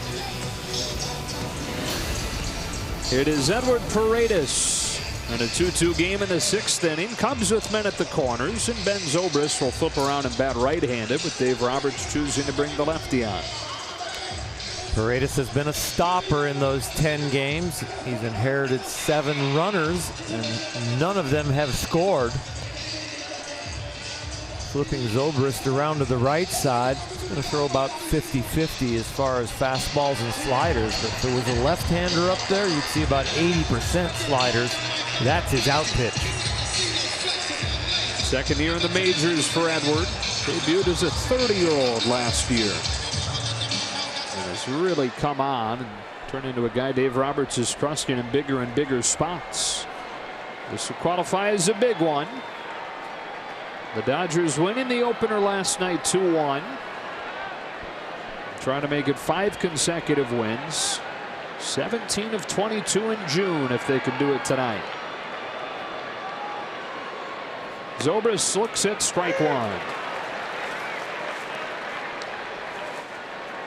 This is where the Dodgers will enjoy Bill Miller's wide strike zone, big strike zone. Left-handed pitcher for the Dodgers now instead of John Lester. Right-handed hitter in Zobrist.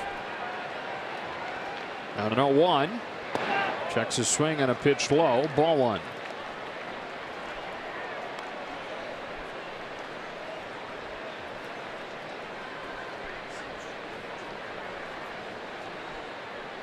Contreras started the inning with a single. Went to third on Puig's misplaying right on Happ's ball. Came to score on a ground down from Russell. That is a base hit to left, giving the Cubs their first lead of the night. Russell headed for third. Kemp's throw not in time.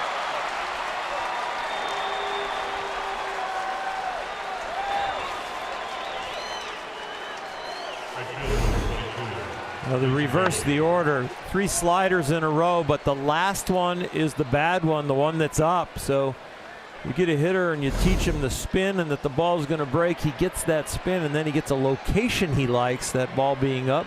Put a little bit more barrel on it.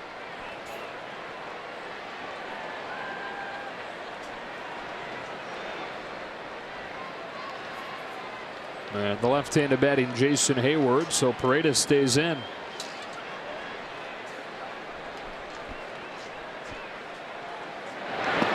Good stop by Barnes.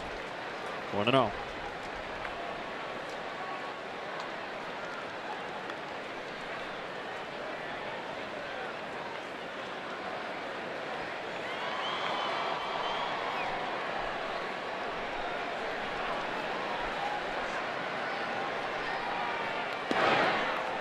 2-0.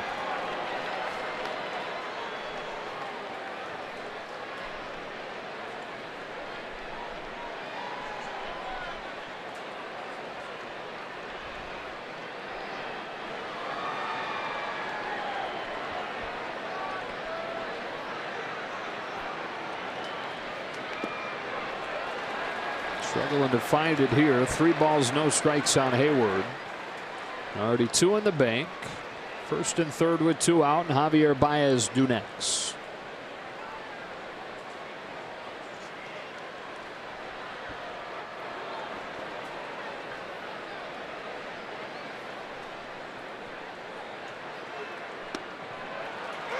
Strike 1.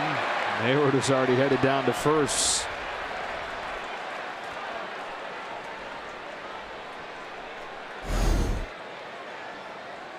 Maybe a little low.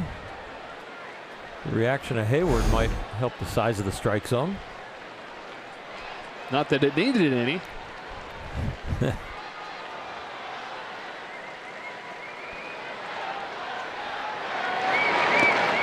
Another good stop by Barnes on ball 4 to load the bases for Baez.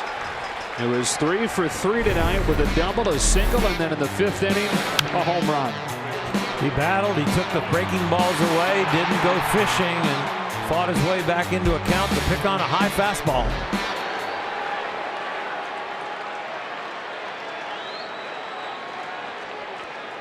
Home run was his 15th, to tie him with Kyle Schwarber for the most on the Cubs this year. Those are the numbers lifetime with the bases loaded.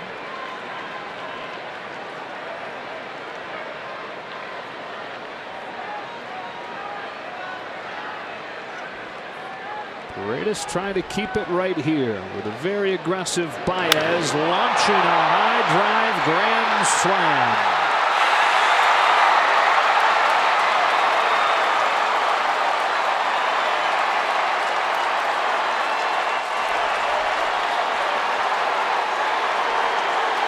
And it is unraveled here in the 6th.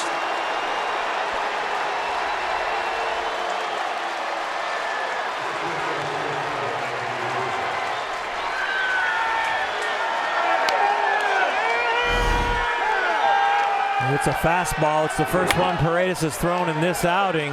It's up. It's out of here.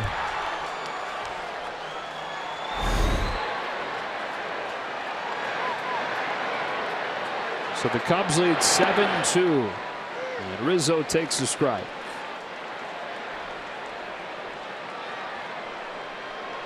They had scored 8 runs in the last 6 games in this park. They have 6 runs in this inning alone. Rizzo with a fly ball to center. Cody Bellinger ends the inning. But a grand slam from Baez puts salt in the wound, where the defensive misplay opens the door.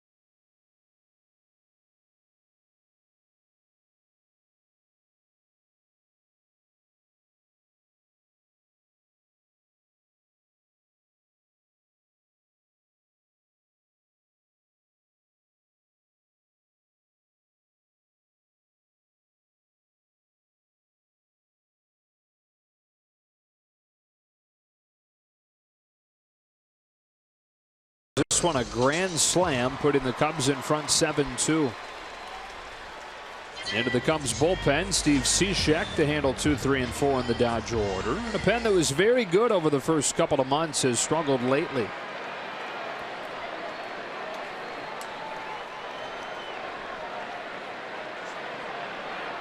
Turner for one. Happy to see John Lester out of there. He looks at a first pitch strike.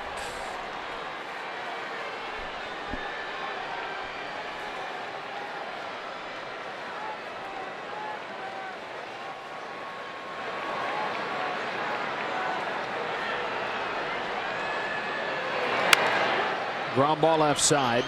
Baez takes his time, throws Turner out.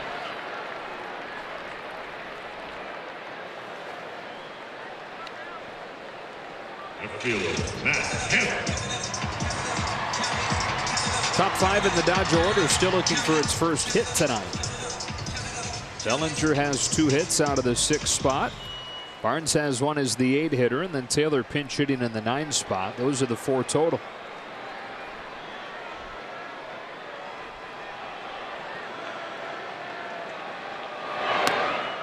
Bottom of the zone for a strike.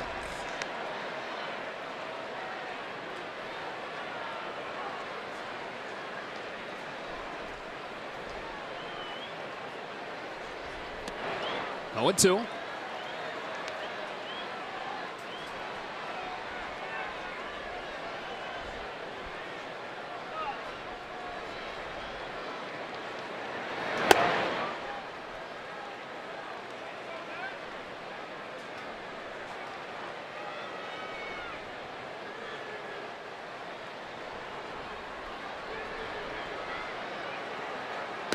Kemp able to lay off, and the count evens up 2 balls, 2 strikes.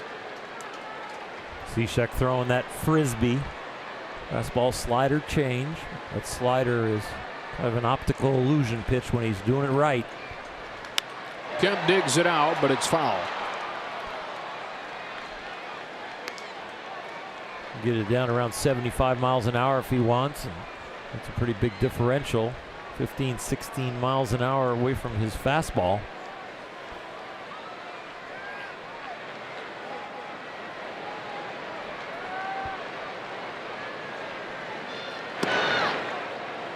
Just a little bit low.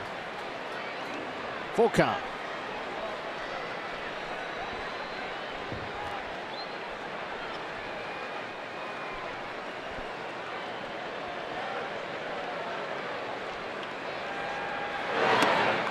Kemp able to walk. 1 out base runner for the Cubs, or for the Dodgers. First baseman Max Muncy. That brings up Max Muncy.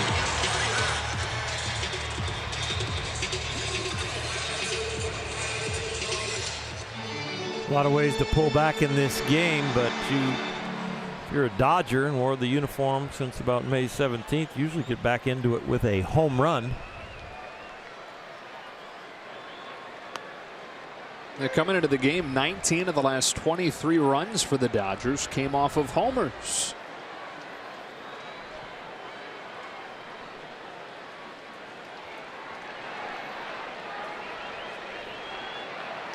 Tonight, a couple RBI singles going against the grain a little bit.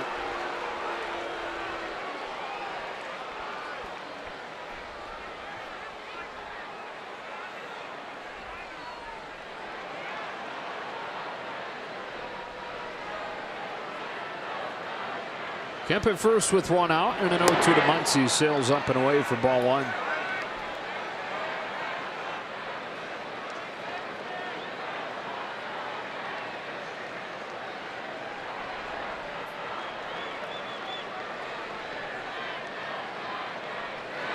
Got him.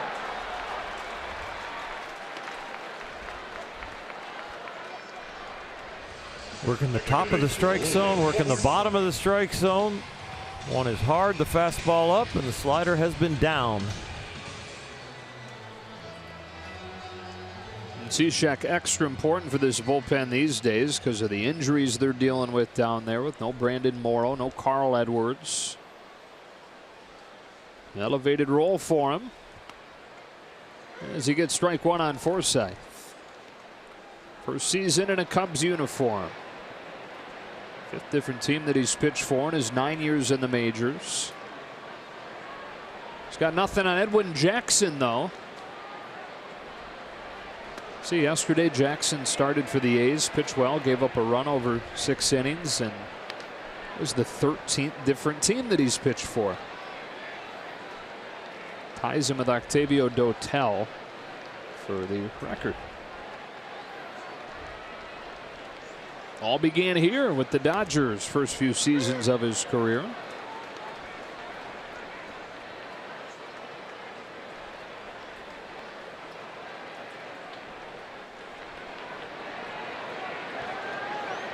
Kept it first, 2 gone, and a 1-2 to Forsythe. Misses outside. 2 balls, 2 strikes.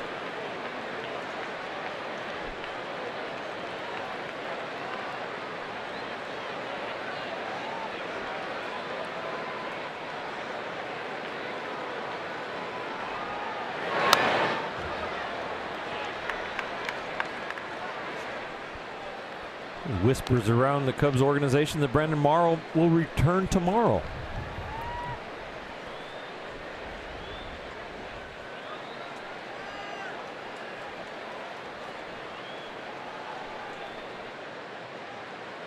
Got his National League Championship ring a few days ago, I guess yesterday. That's foul, and it stays at 2-2.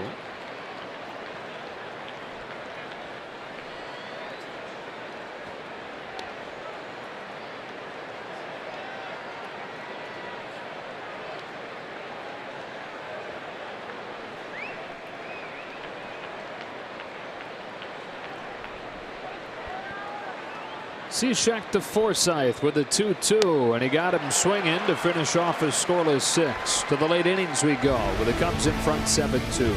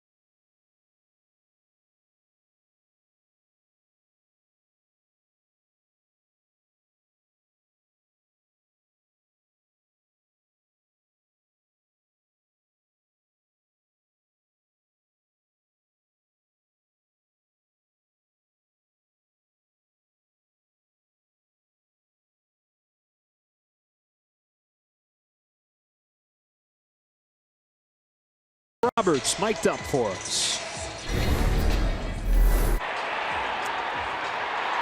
Nice play, Kike. Got him. That was a good tag right there. Nice job, Kike. He can flat out play, man. He can flat out play, and you know what? Because he's been so good at short, Chris Taylor able to rest that hamstring. Everybody else not having to shuffle around because Kike can play the premium defensive positions as well as anything else you want him to play. Eric Goodell, the new Dodger pitcher, trying to get back into a groove that he was on for his first dozen or so opportunities as a Dodger. He's given up a home run, though, in each of his last 2. And 0-1 to Wilson Contreras. Swing and a miss, strike 2.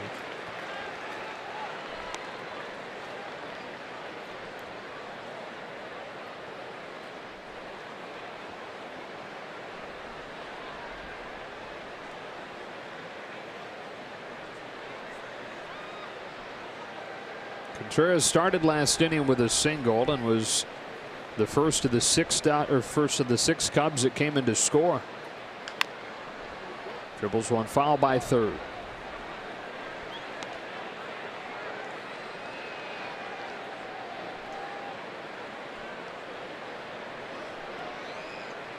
For much of the year, it's been a boom or bust offense. Lately, mostly bust. Breaking out with that 6-run 6th inning, keyed by the grand slam from Baez. 1-2.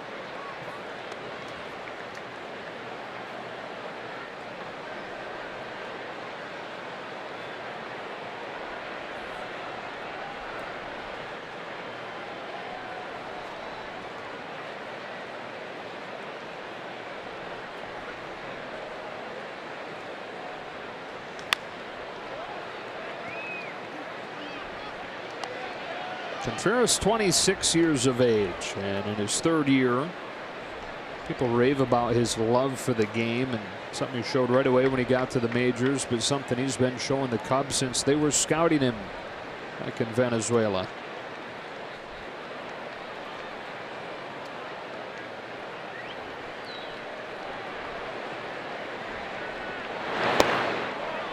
Tried out for Cub Scouts on a Monday afternoon, and they liked him so much that he signed that day. And the next morning, first guy to show up at the Cubs tryout was Contreras. They're saying, dude, you already signed. What are you doing here? Wilson told him, hey, I just want to play. 5 straight days in 5 different cities. Contreras was the first one there all 5 days, even though he signed on the very first. That's amazing.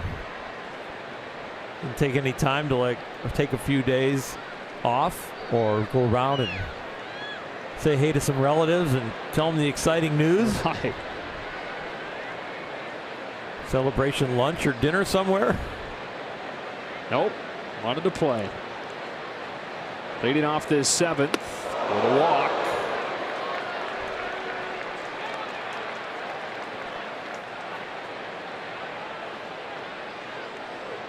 Oh, this game of baseball is great. Baseball with fireworks is even better. Start your weekend off on Friday, June 29th, when the Dodgers host the Colorado Rockies. Stay tuned after the game and get rocking with Friday night fireworks set to a Grateful Dead mix, courtesy of Denny's. For tickets, visit Dodgers.com/promotions. After the leadoff walk, Kyle Schwarber stands in. 1 for 3 tonight with a bunt single. Might not surprise you to know that Kyle Schwarber was an all-state high school football linebacker. There's the look of one. Intense football mentality can be good, but he's admitted that in baseball it has sometimes worked against him.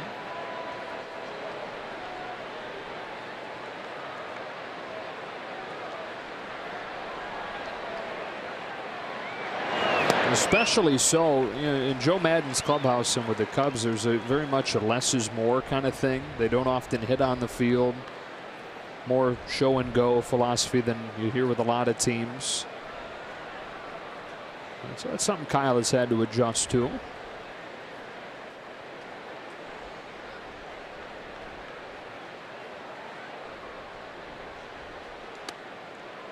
He's ahead 2-1. Of course, it came with a demotion at one point last year. Looked like he was a star to stay when he broke in a few years back, but got off to a horrible start. And the Cubs wanted him to go back and reset. Try to shorten his swing again.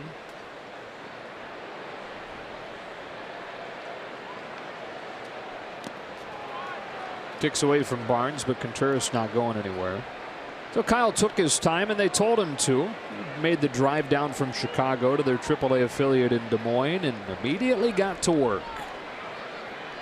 11 days later, he was back up to the bigs and a different guy from that point forward. Schwinger just gotten too big, too home run happy.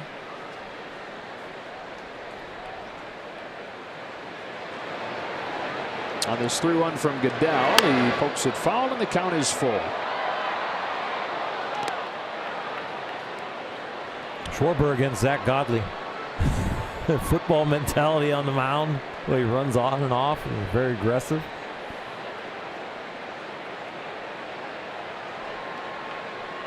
They call Godley the bull. Bull in the china shop.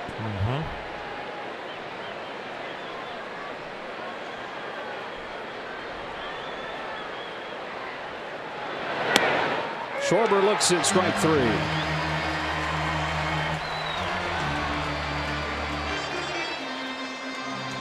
As advertised, Bill Miller behind the plate can have a big strike zone. We've seen some that are a little low or a little outside being called strike, and he's not afraid for it to be the third one.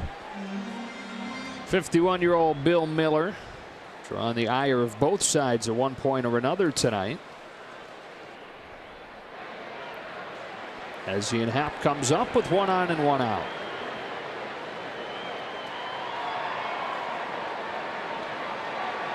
There goes Contreras, pitches in the dirt. Barnes' throw not in time, and a stolen base.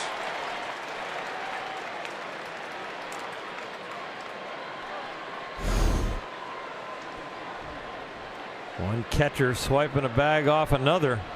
That's a good jump. He really didn't swipe it off of Austin Barnes. It was off of Goodell's delivery. Second steal of the season for Contreras. Make that third steal for Contreras. And the Cubs look to add on here with a man in scoring position and 1 out.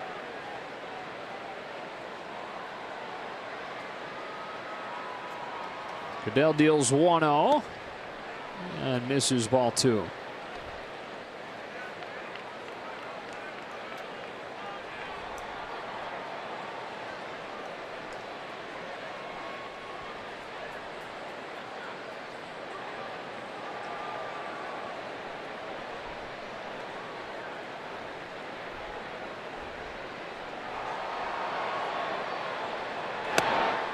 That's a strike. Ian Happ playing in the memory of his father. His name was Keith. He passed away after a battle with brain cancer a few years back.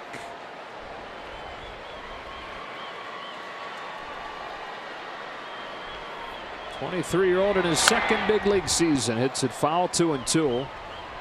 His father passed just a few months after he was drafted.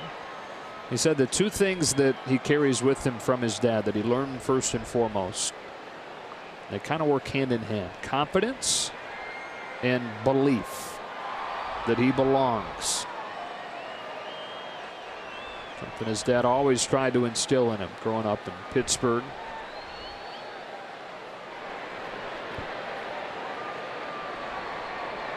On this 2-2, he takes it low and the count goes full.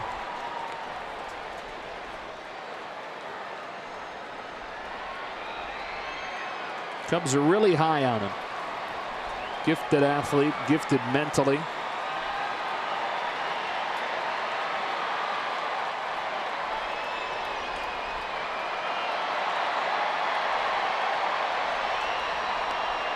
He takes ball 4, second walk of the inning, and the Cubs are at first and second.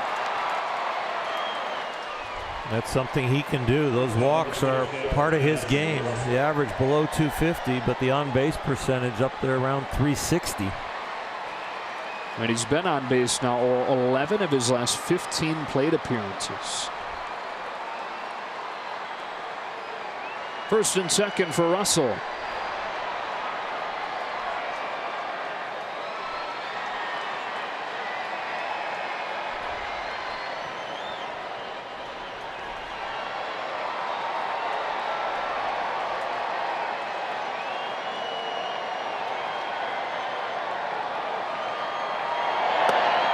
Off speed for strike one. Goodell looking to have a quick count. 3 batters he's faced, 3 full counts. That'll take your pitch count up. They're at 21 now.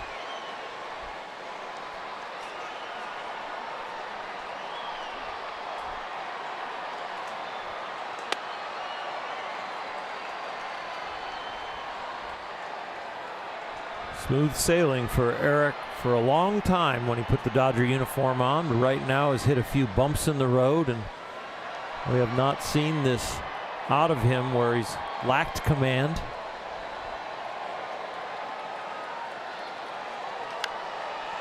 A pop-up. Muncy to give it a look, but it is on that netting and a souvenir.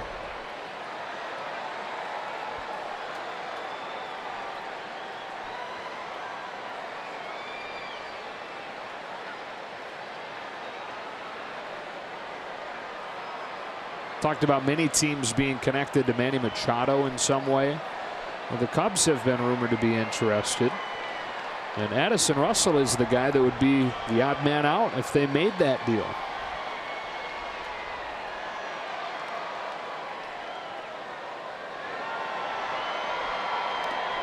Takes it in the dirt, 2-2. Which is crazy to think about. I mean, this is a guy who was one of the top prospects in their system at one point. Somebody they traded Jeff Samardzija for. Weren't going to trade if they didn't get him. Would he be in the deal? Could be. I think that most of the rumors have that as being part of the return. Everybody's going to be rumored to want Machado. Who can pay the price?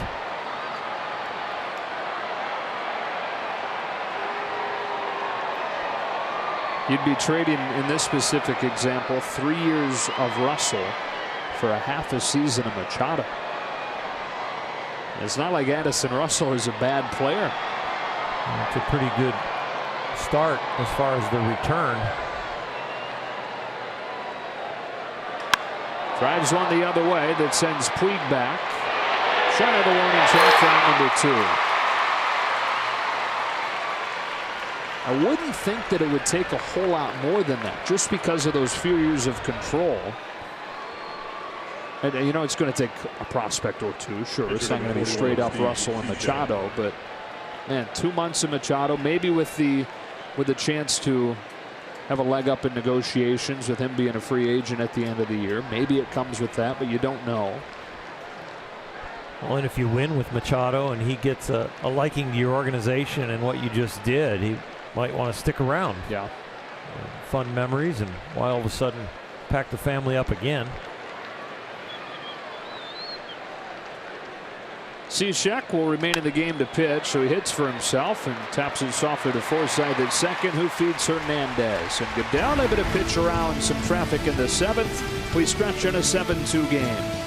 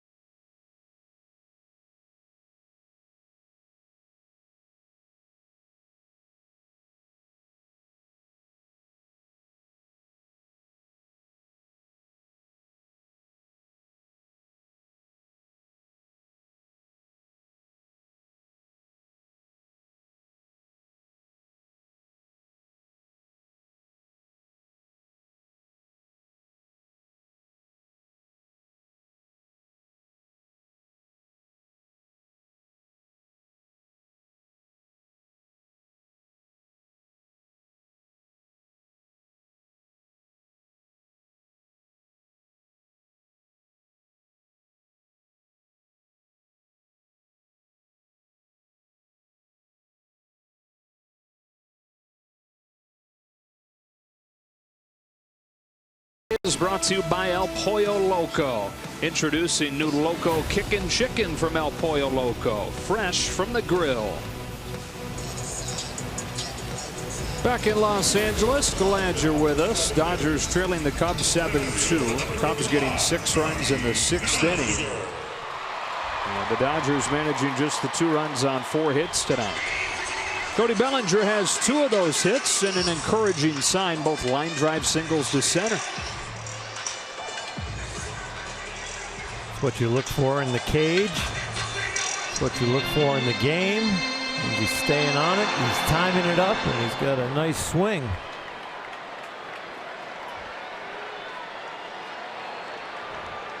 Second inning of work for Steve Cishek. His first one to Bellinger, a frisbee slider that dips low. Last 5 games for Bellinger, he's hitting .421 with 3 homers. He's ahead here 2-0.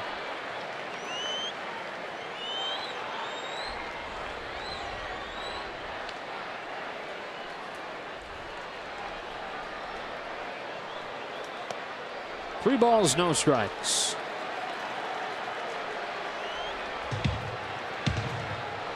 Matt Kemp getting a lot of credit for convincing Cody to adjust his lower half and get into a little bit more of a knee flex and wider stance.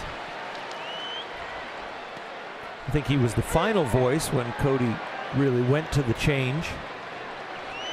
As Cody went through his slump and was deciding to adjust back to the league. You know, Turner Ward was suggesting this at times, and so was a few other guys, but Matt was the final voice before Cody went to it, and it has really helped him an awful lot. Sometimes that can be the case, right? It's not that you don't listen to the coaches, but that veteran player can carry a little bit of added weight to push you there. Yeah, I think it's the straw that breaks the camel's back, and it's great to have outstanding veteran players that are producing currently and have produced in the past to talk to you. It's that extra level of conviction. Puig swings at the first pitch. Long throw from Baez and a bullet. Wow. 2 out.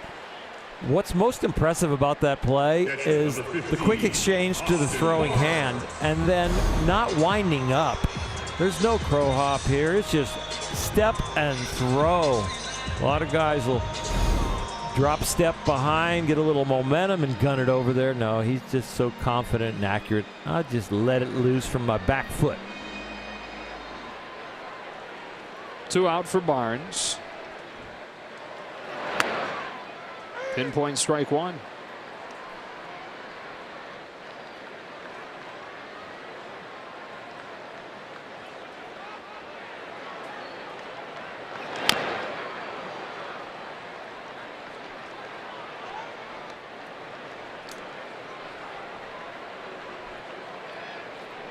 Two more games in this 4-game set. Kyle Hendricks and Alex Wood tomorrow, 7:10. And then on Thursday, it's 12:10. Quintana and Kershaw.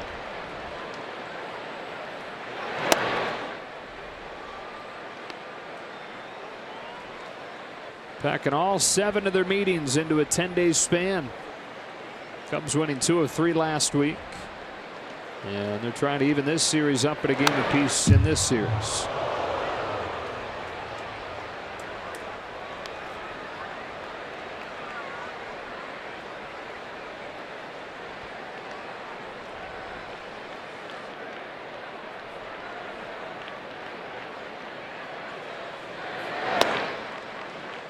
Two and 2 on Barnes. Our Mercedes-Benz pitching preview.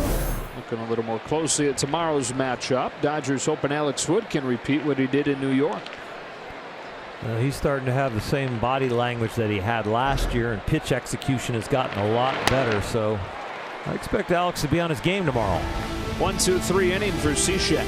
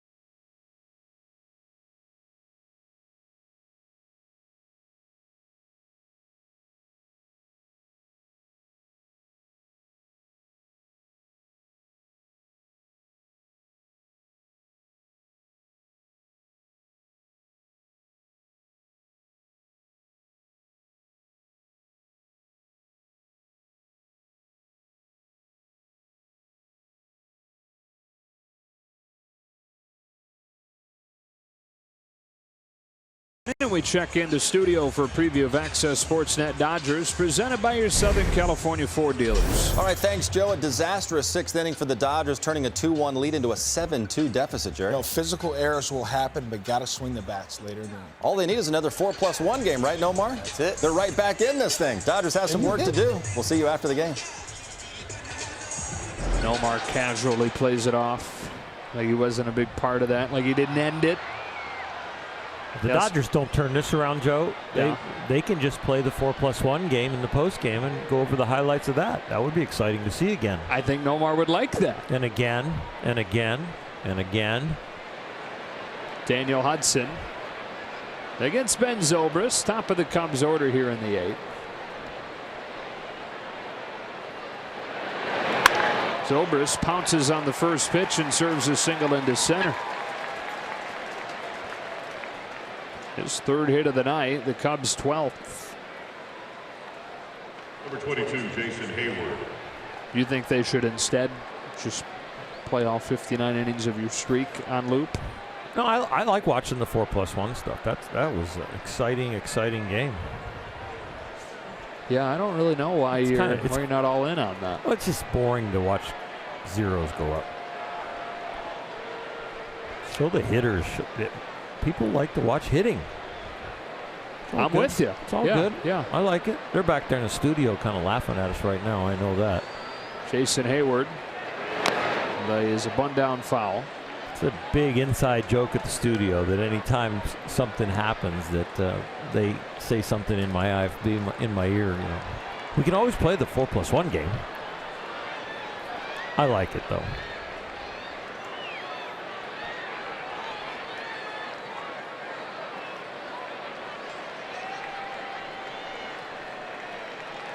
Hayward has been on twice, a single and a walk. On this 0-1 pitch, he takes a ball. For Jason, it's been constant tinkering with that swing since joining the Cubs. And it seems like finally finding something, working with the new hitting coach, Chili Davis.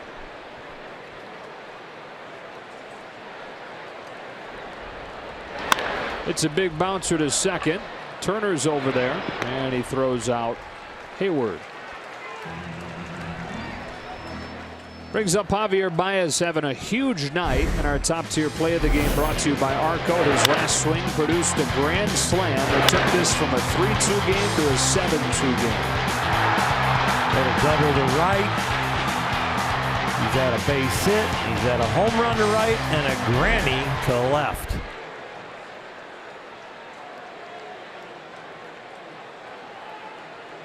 A joy that he plays with. He says that's something that he's always done.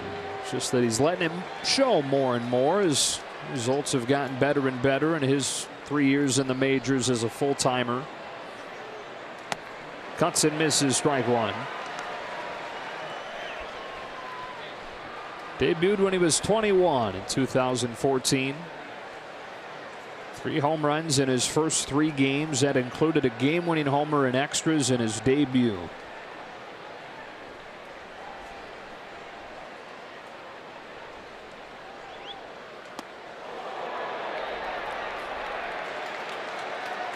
Now, not everybody was completely sold on Baez as a prospect. The wild swing that you still see scared some scouts away. He didn't face great competition in high school. Scout that drafted him saw him hit 3 home runs in a game in high school, but also saw him swing and miss 5 times against average high school pitching in that same game. Kind of like we're talking about, though. The scout that wound up signing him said, at the end of the day, I just couldn't stop watching him. And that Javier Baez excited that scout like nobody he'd ever watched. He has continued to do that. Like Yasiel Puig, pretty much must-watch TV.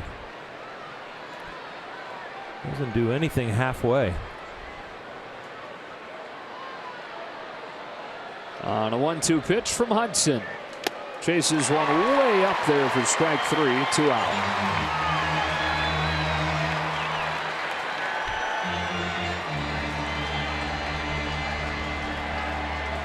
Number 44, Anthony Rizzo.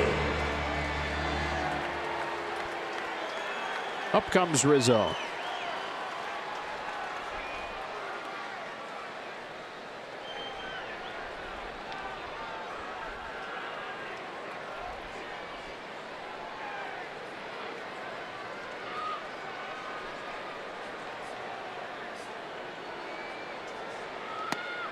Rizzo's struggles have continued so far tonight with an 0 for 4. 1 for 8 in this series.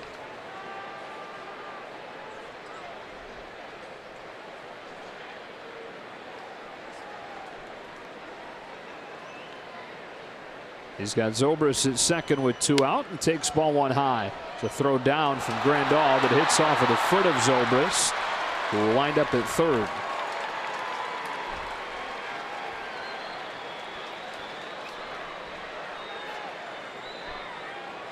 As Monty Grandal trying to find outs any way he can. You like to throw the ball right on the bag, especially picking him off. You throw it on that side of the bag. It's absolutely the most perfect throw you can throw, but Zobrist's foot and the ball arrive at the same time.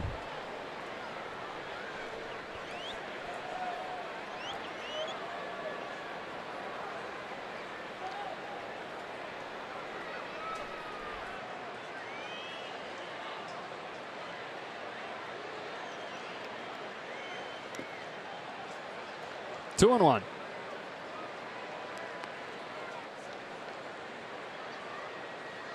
It's the 6-year anniversary of Anthony Rizzo's Cubs debut. Drafted by the Red Sox, debuted with the Padres. Came over in a trade.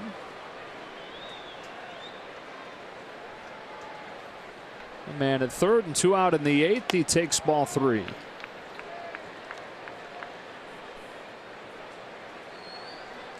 Was in the middle of 5 straight last place finishes for the Cubs.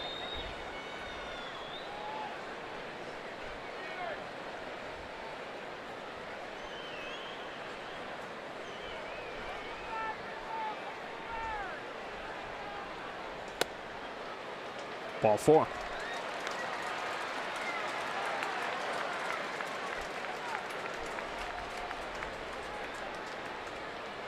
Number 40, Wilson Contreras. 2 on 2 out, and the catcher Contreras comes up.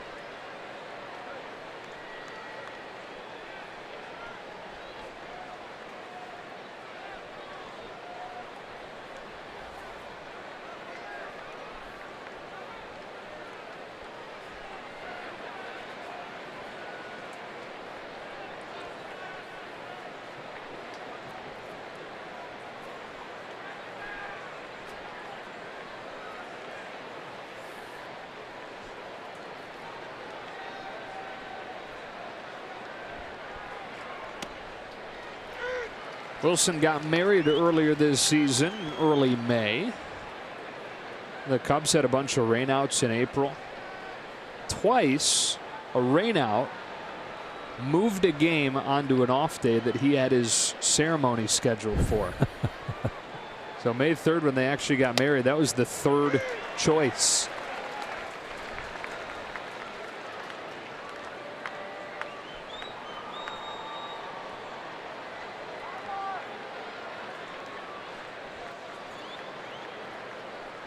Most brides don't want rain on their wedding day.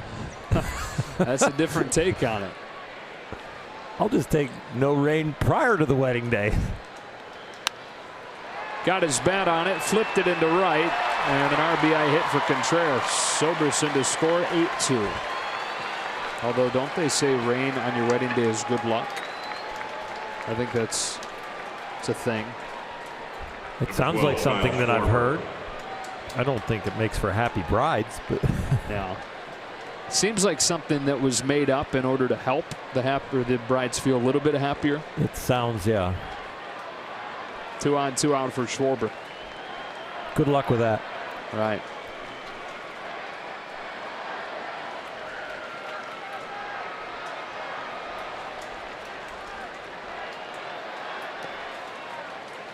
One ball, no strikes. I dream of getting married to my Prince Charming in my beautiful dress with my parents there. A great place Wonderful ceremony, and I hope it's raining. If you want luck. If you want luck.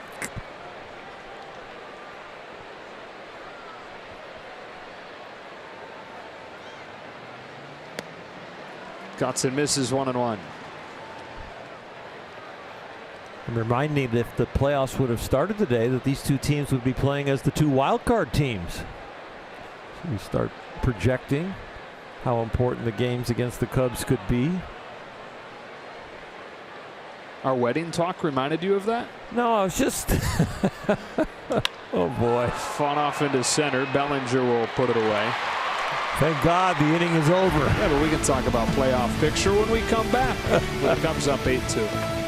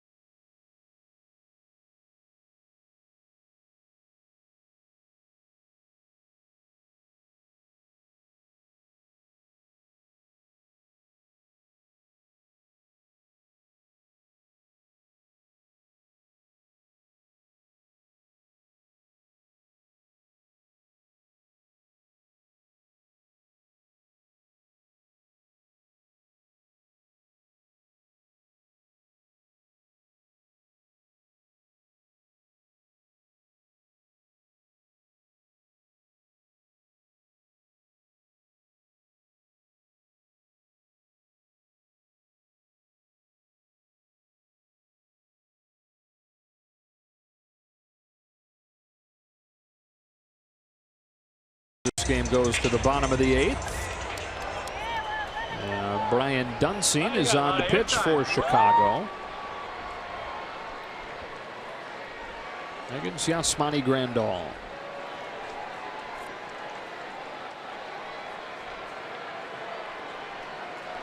First at bat of the night for Yasmani.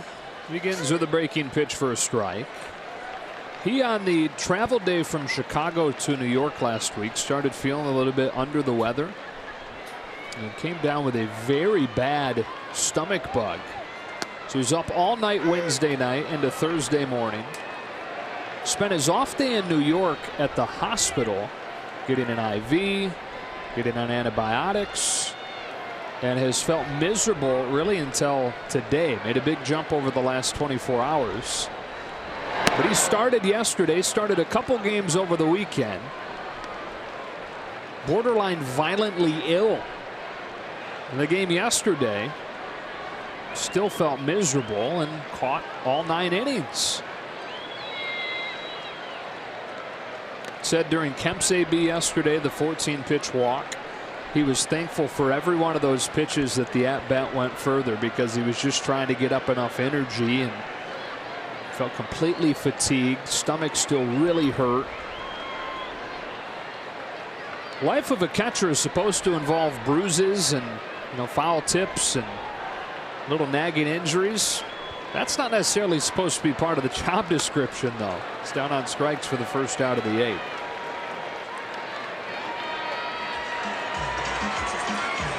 Shortstop number 14, Kike Hernandez. Perhaps the last try for Hernandez here on his bobblehead night. Which, by the way, has pulled in 53,904. It's the largest regular season paid attendance in baseball in 6 years on a Tuesday night. A very popular man, Kike Hernandez.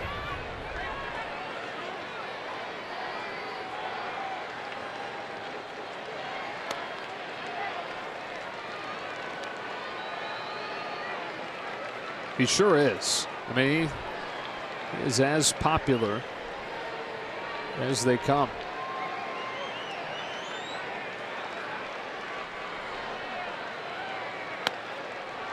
Story behind the banana is that Andrew Friedman, the Dodgers president of baseball operations, saw him wearing one of those, and the team was struggling at the time, saw Kike up in the clubhouse and said, hey, put that banana suit on, go down into the dugout just to try and lighten the mood. Pop fly to shallow center. It'll drop in for a hit. And of course cameras picked it up and it became a thing. And now everybody's doing it.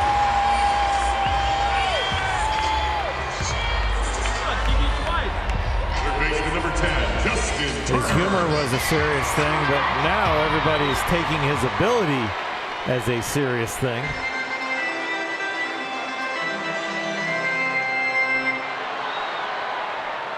One on, one out. Justin Turner comes up. That, by the way, was the first hit for the top 5 in the Dodge order tonight. And the first hit for anybody in the Dodge order since the 5th. 1 ball, no strikes. Okay, so we were talking playoff picture, because naturally that's when your mind goes when you start thinking about weddings.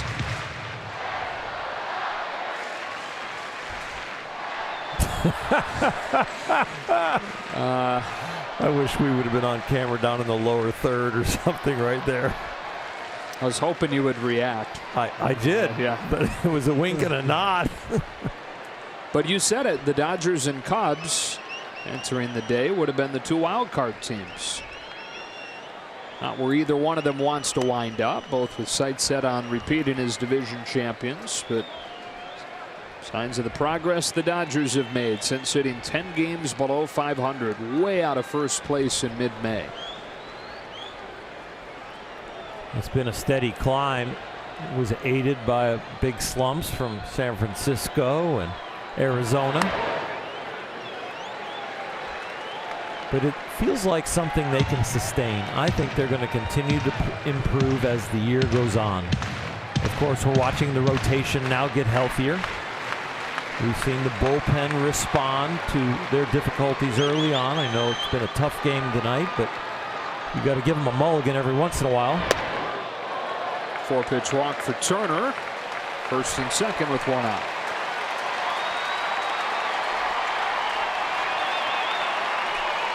Division leaders right now, the Braves in the East, the Brewers in the Central, and the Diamondbacks in the West.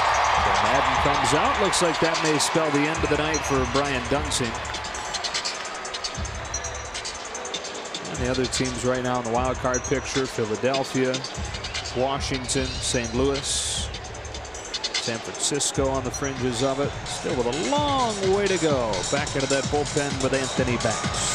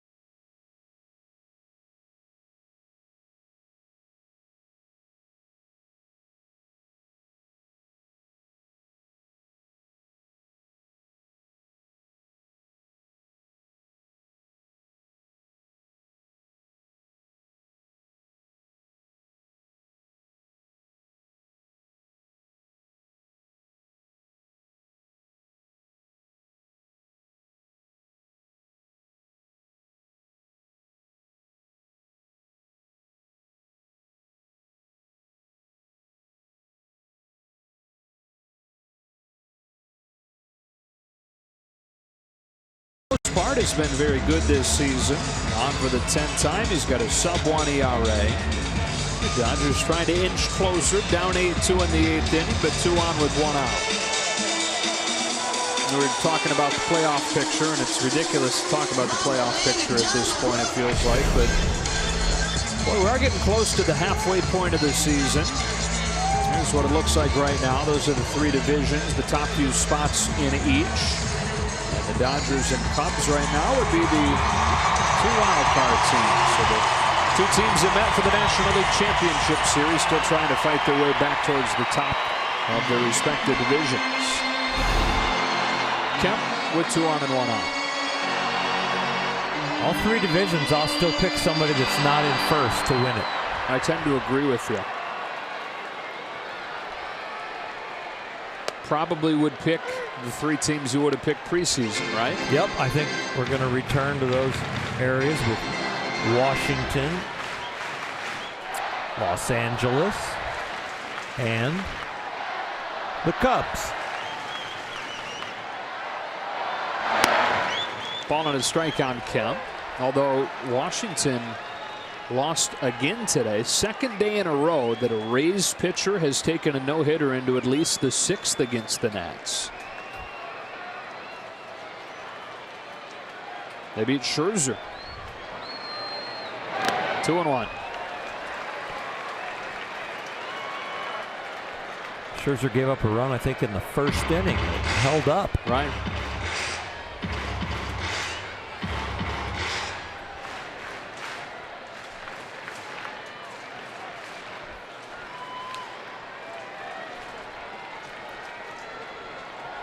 Kemp still looking for his first hit against the Cubs this year.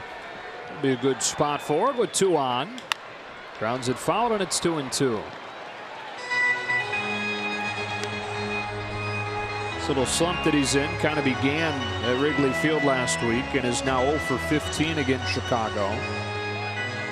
Although does have a couple of walks in this series.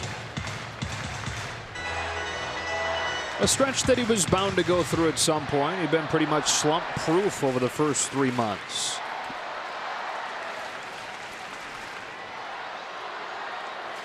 And a hitter like him with a baseball card like him, you know, that he's bound to come out of it sooner rather than later. On a 2-2. Looks at strike 3.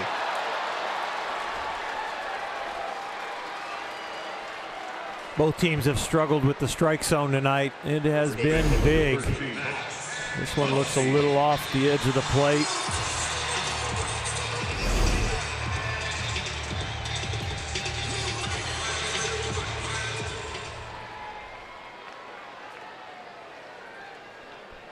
Here's Muncy.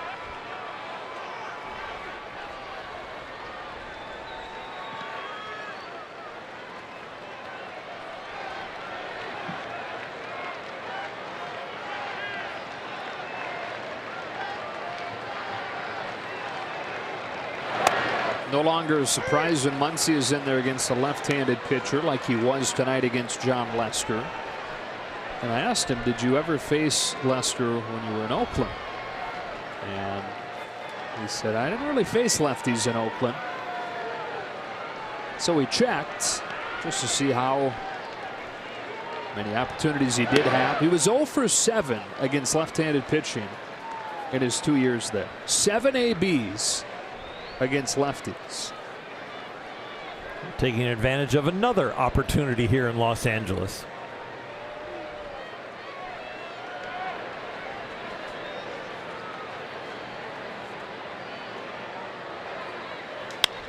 Down the line foul.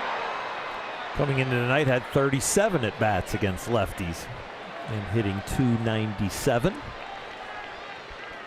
I said so. If I haven't seen you face him, you probably haven't faced him if he's a lefty. And he said exactly. Different guy then in those 2 years there.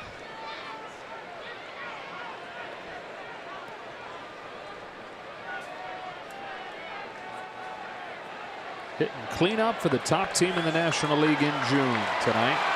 With nobody at third, Kike Hernandez takes it.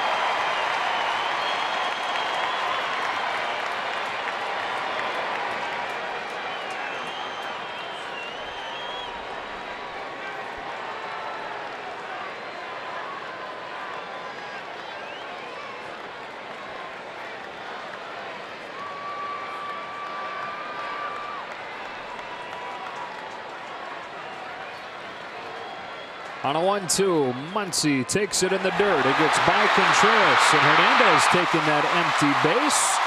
Winds up leading to a run. It's 8-3. With 2 strikes, the Cubs went into their full shift, not guarding against a bunt. And Kike, once the ball was put back in play and they were on the rubber ready to go, he swipes it. And that's one of the ways you can score from third that you can't score from second. A wild pitch.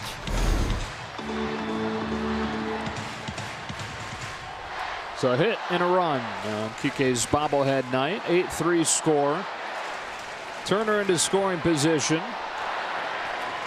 2-2 on Muncy. And Turner can take third if he wants it.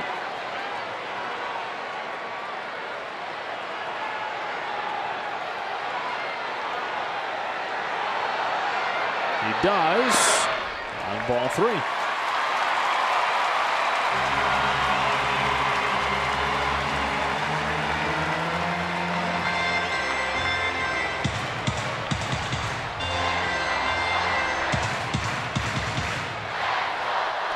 It's like to prevent defense in football. Yeah.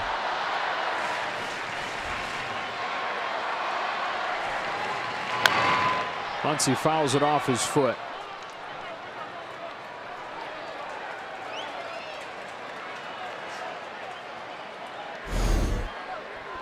Cubs are saying it didn't go off his foot. You might be right.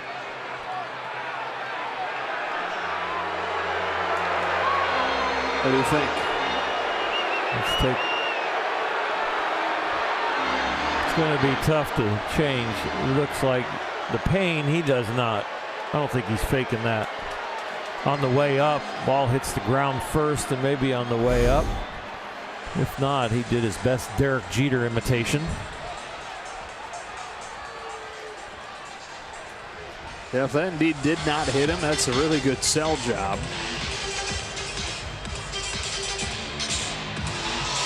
Count stays full on Max Muncy in an 8-3 game here in the 8th. 6-run 6 for the Cubs, the difference tonight. Muncy has the ability, though, to make things pretty interesting with one swing. Turner about halfway to home as Muncy hits a line drive base hit to right center. 2 in the bank in the 8th, and it's 8-4.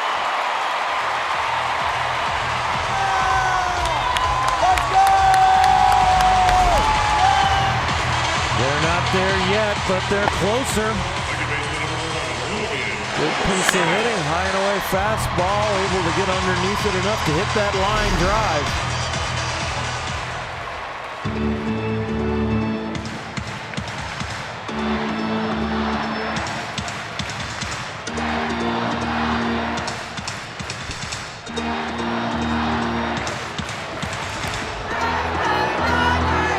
Many of the 53,000 plus, almost 54,000 still remaining, still cheering these Dodgers on.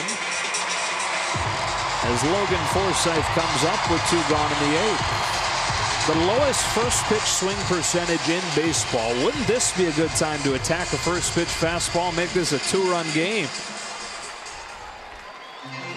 Up and down the Dodger lineup is home run power.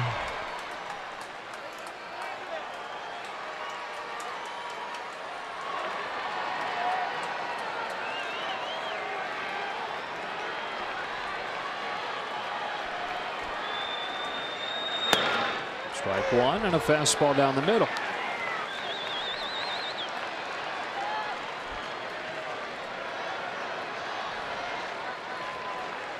Logan 0 for 3 tonight. All 3 times he's gone down on strikes.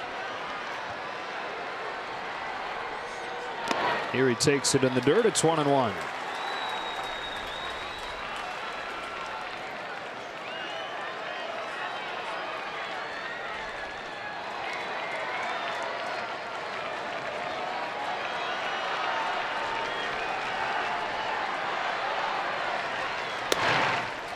Two and 1.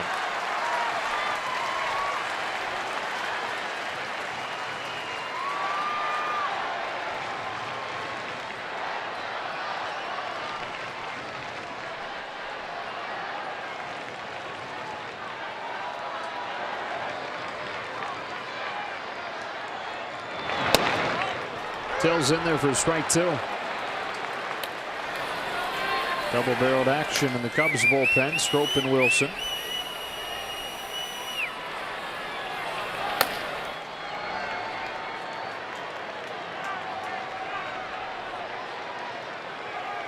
Here comes Bass with a 2-2. Forsythe hits it foul.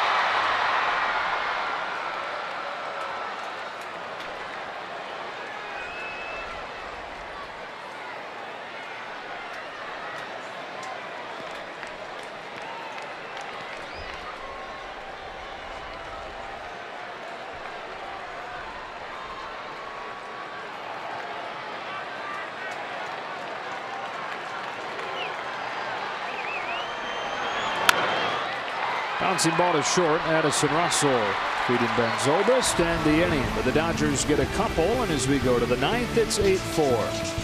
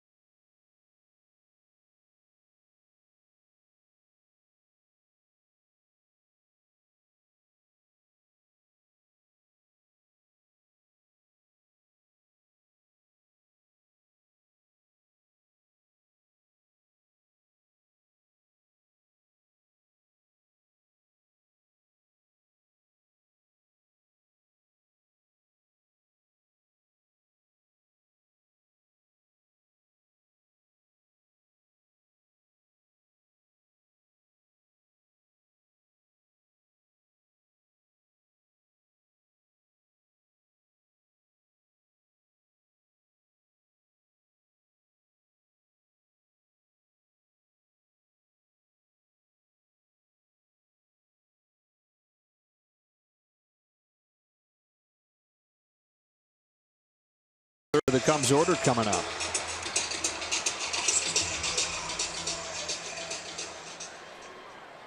Daniel Hudson's job is just to get it done quickly, not have to get anybody else up in the bullpen. So the rest of the series, Dave Roberts can choose from guys that are not overworked.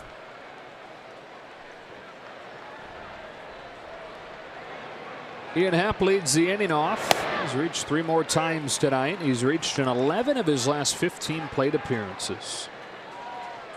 A guy that homered on the first pitch of the year against Jose Urena of the Marlins. How many times would you think that's happened in baseball history? First pitch of the year. I think Steve Sachs did it in 1988 and broke Joey Amalfitano's. Oh, I don't know if it was the first pitch of the year. You're talking about of the entire year. The entire year, not just that game, right. That first game of that season for that team, but the first one of Major League Baseball. I'm talking the leadoff hitter for the first batter of the first game.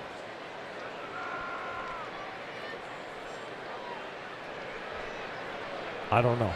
It's happened twice. Only twice. He's down on strikes here.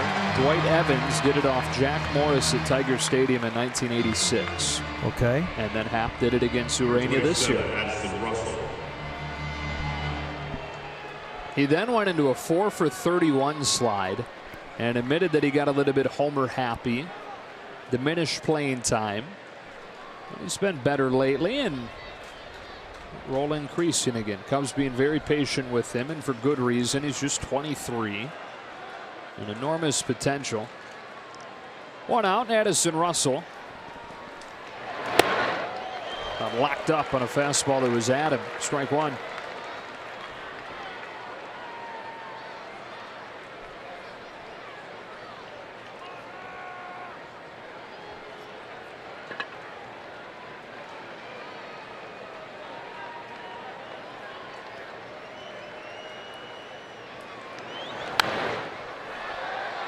Oh, and 2.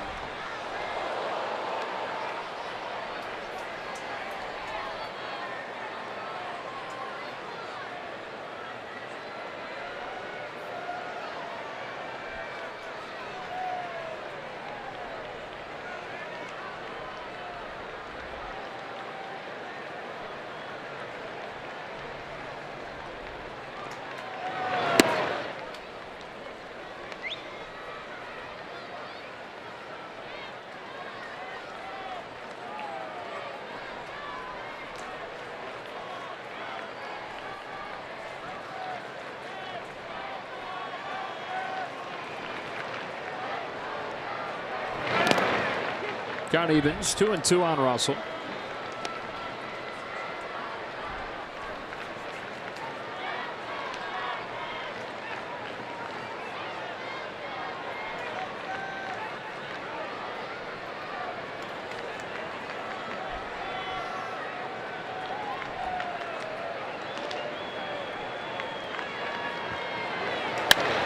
Pokes one into right center, base hit.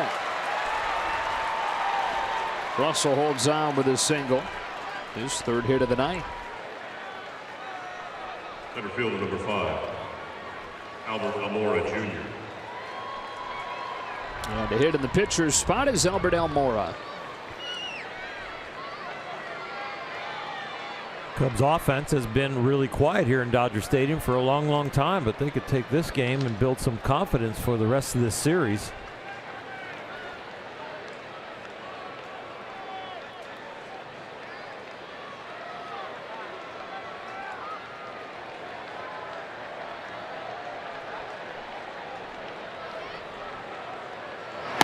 Out of the two, we were talking earlier that you expect the Cubs and the Nationals still to win their respective divisions.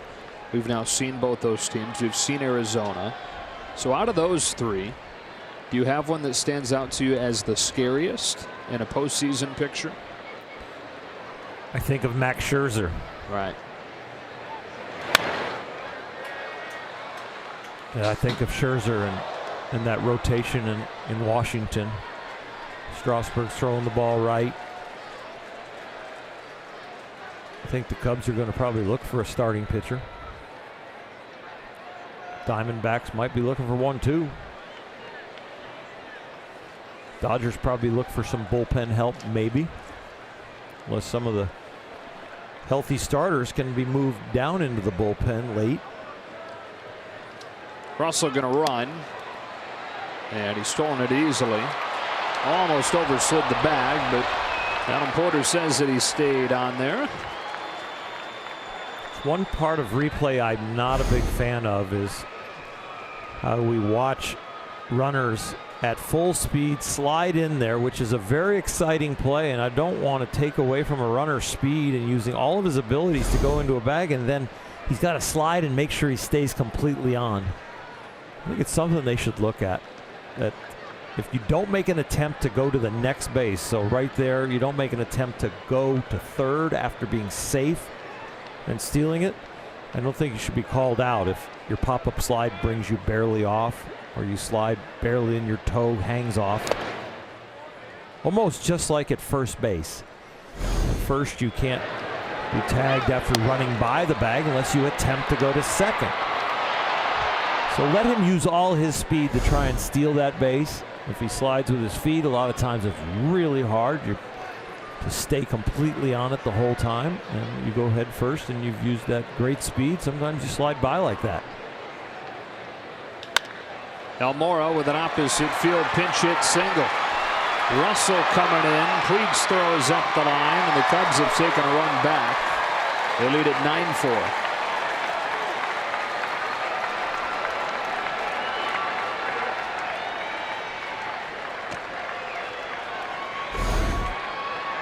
Second baseman Ben Zobrist. Trying to go in, end up and away, and he just kind of blocks it into the hole of the defense. Now see Puig taking a shot at him, but it's going to be late with Russell's speed.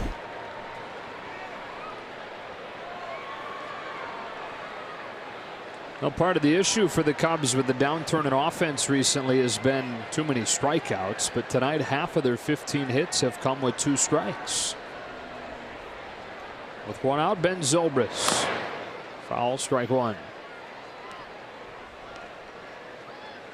Just back to that discussion about scariest potential playoff opponents. Does it, when you think back to the Dodgers having played the Nationals well, having beaten them 5 of 6, 3-1 against Scherzer and Strasburg, does that alter your feeling on that at all? No, I still see that as a couple hot starting pitchers can really change a whole 7-game series.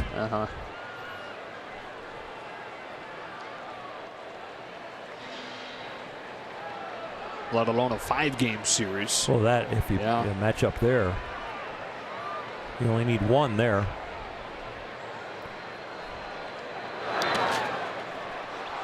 Almora to second. And all these teams have met up in the last 2 National League Championship series. Remember, the Dodgers and Nationals had that epic division series 2 years ago. And the Cubs faced the Nationals in the division series last year. Knocked them out before losing to the Dodgers in the National League Championship series in 5. 2-1 on Zobrist. Here comes Hudson, and Zobrist hits a high fly ball to center field that'll be playable for Cody Bellinger. 2 gone.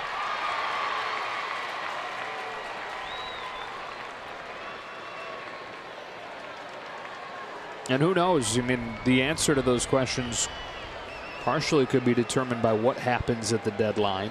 Who would have thought last year that Arizona would go get J.D. Martinez and that he'd do what he did to make them a different club? Now, we all know how that story ended, but point is, still a lot to learn about these teams before October rolls around. Josh Fields coming in next.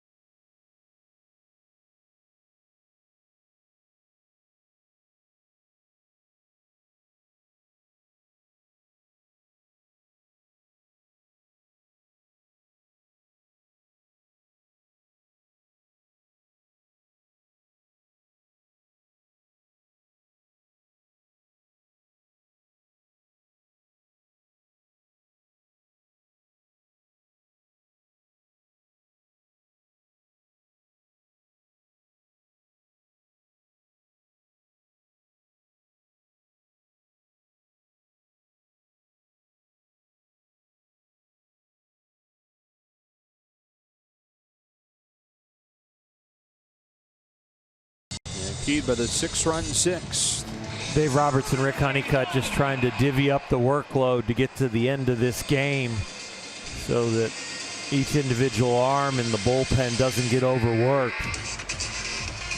This is definitely not about strategy. It's about making sure Daniel Hudson doesn't use too many bullets and Josh Fields can go out there and hopefully keep his pitch count under 5 or 6 to get this last out.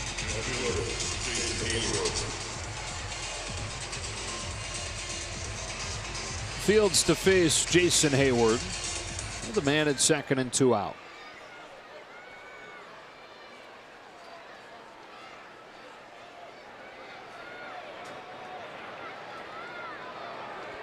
Hayward a hit and a walk.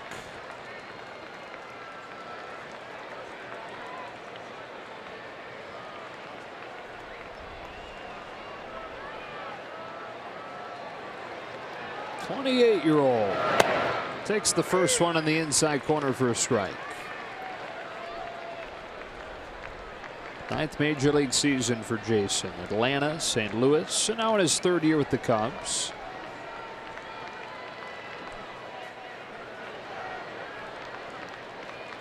Current contract to take him through his age 33 season. And when you add in the level of offense that he's contributing lately to his perennial Gold Glove defense, he's starting to earn that money.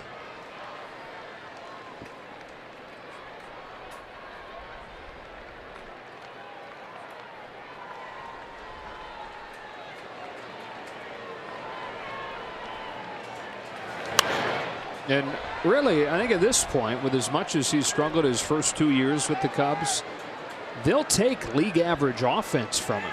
And OPS plus, we discussed it about him last night. 100 is average. 101 this year, that's 1% better than the league average hitter. But the previous 2 years, well below average. And so it was just defense, just base running when he was on. It's a pretty good package with elite defense and base running and a little bit above average offense. You know, when you're scouting a player and you're convinced that you'd like to have him on your team, part of the being convinced is the coaching staff will say, you know what, I think we can make some adjustments and improve him. And I think the Cubs probably thought that when observing his offensive side, but it took a long time for Jason to allow them to adjust, and it took Chili Davis to adjust, and enough struggles offensively. Down swinging here on a live fastball from Fields, sending us to the bottom of the 9th in a 9-4 game.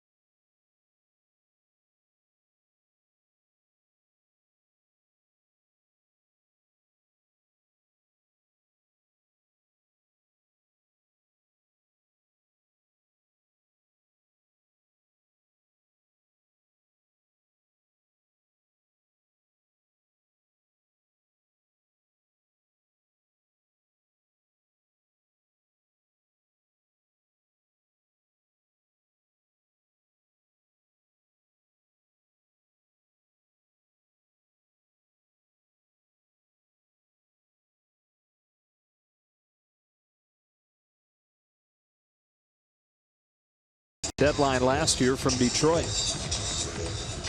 In some ways, you just want to get this over. In other ways, every hitter that comes up for the Dodgers is going to try and stay locked in or get hot, and Cody Bellinger is in that kind of groove, so he's not coming up to throw away this at bat.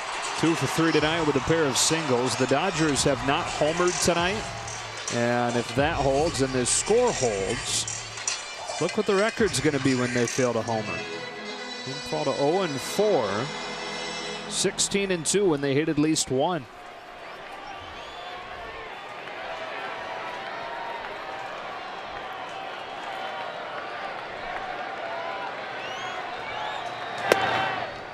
Ball one on Bellinger. So very reliant on the home run, especially here in June.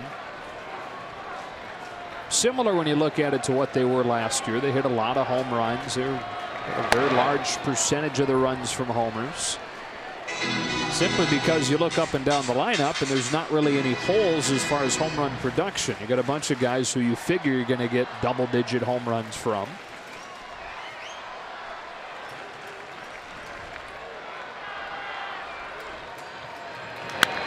Bellinger off the end of the bat, sky high to left field, where Ian Happ makes the catch. Late adjustment to pull it in. Right fielder, number 66. No matter what the scoreboard says, there's a lot of athleticism on a big league field, and that is a wonderful catch. Warning track, wall, backhand, find everything, and you could eat some peanuts too while you're there. What a great view that young man had a couple seats down. Happ making the catch. One gone for Puig.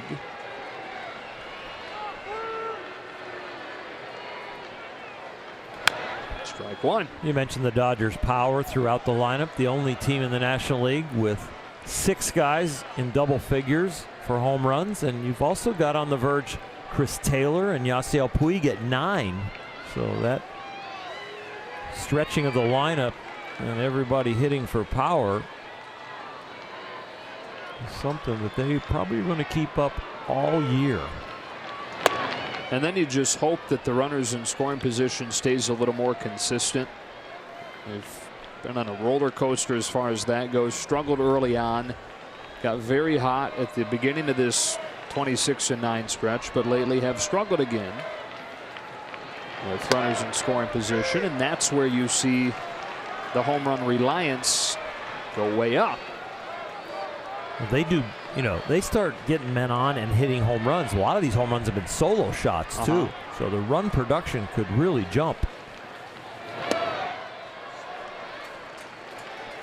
2-2 on Puig.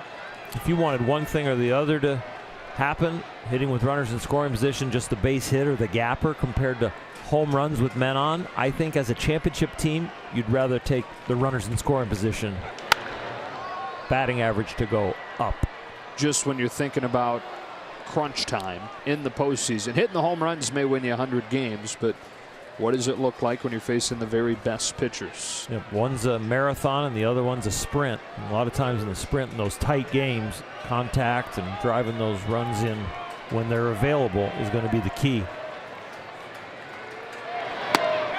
He takes strike 3, 2 gone. Although we know, and having talked about this earlier in the year, when major league teams hit a home run with a man on base, they win 70% of the time.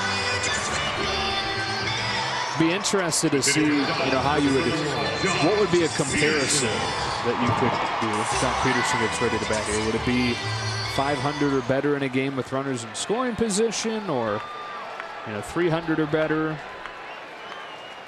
Just to weigh the value. Right, I get it. The two sides. Trying to where that line would be.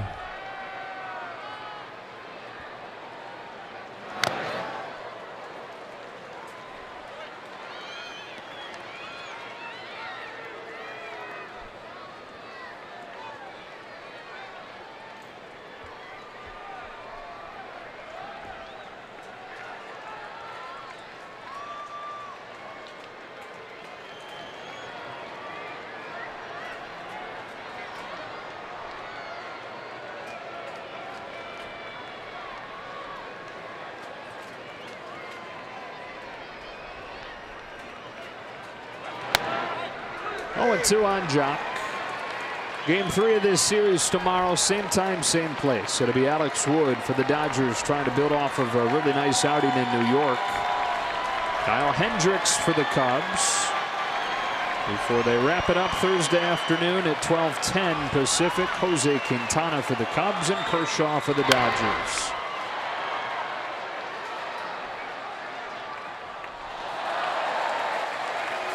Well, with the Diamondbacks beating the Marlins tonight, the deficit in the division will be back to 2.5.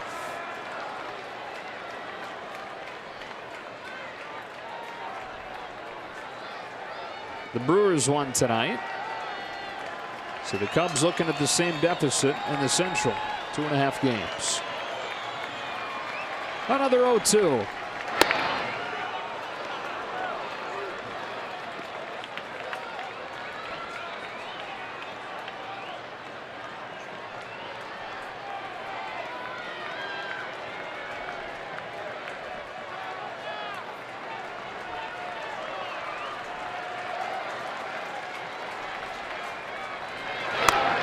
Peterson down on strikes, and this series is tied at a game apiece.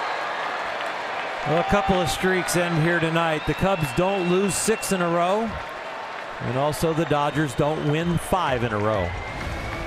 Player of the game brought to you by Lexus. Javi Baez, a huge night, 4 hits, including 2 home runs.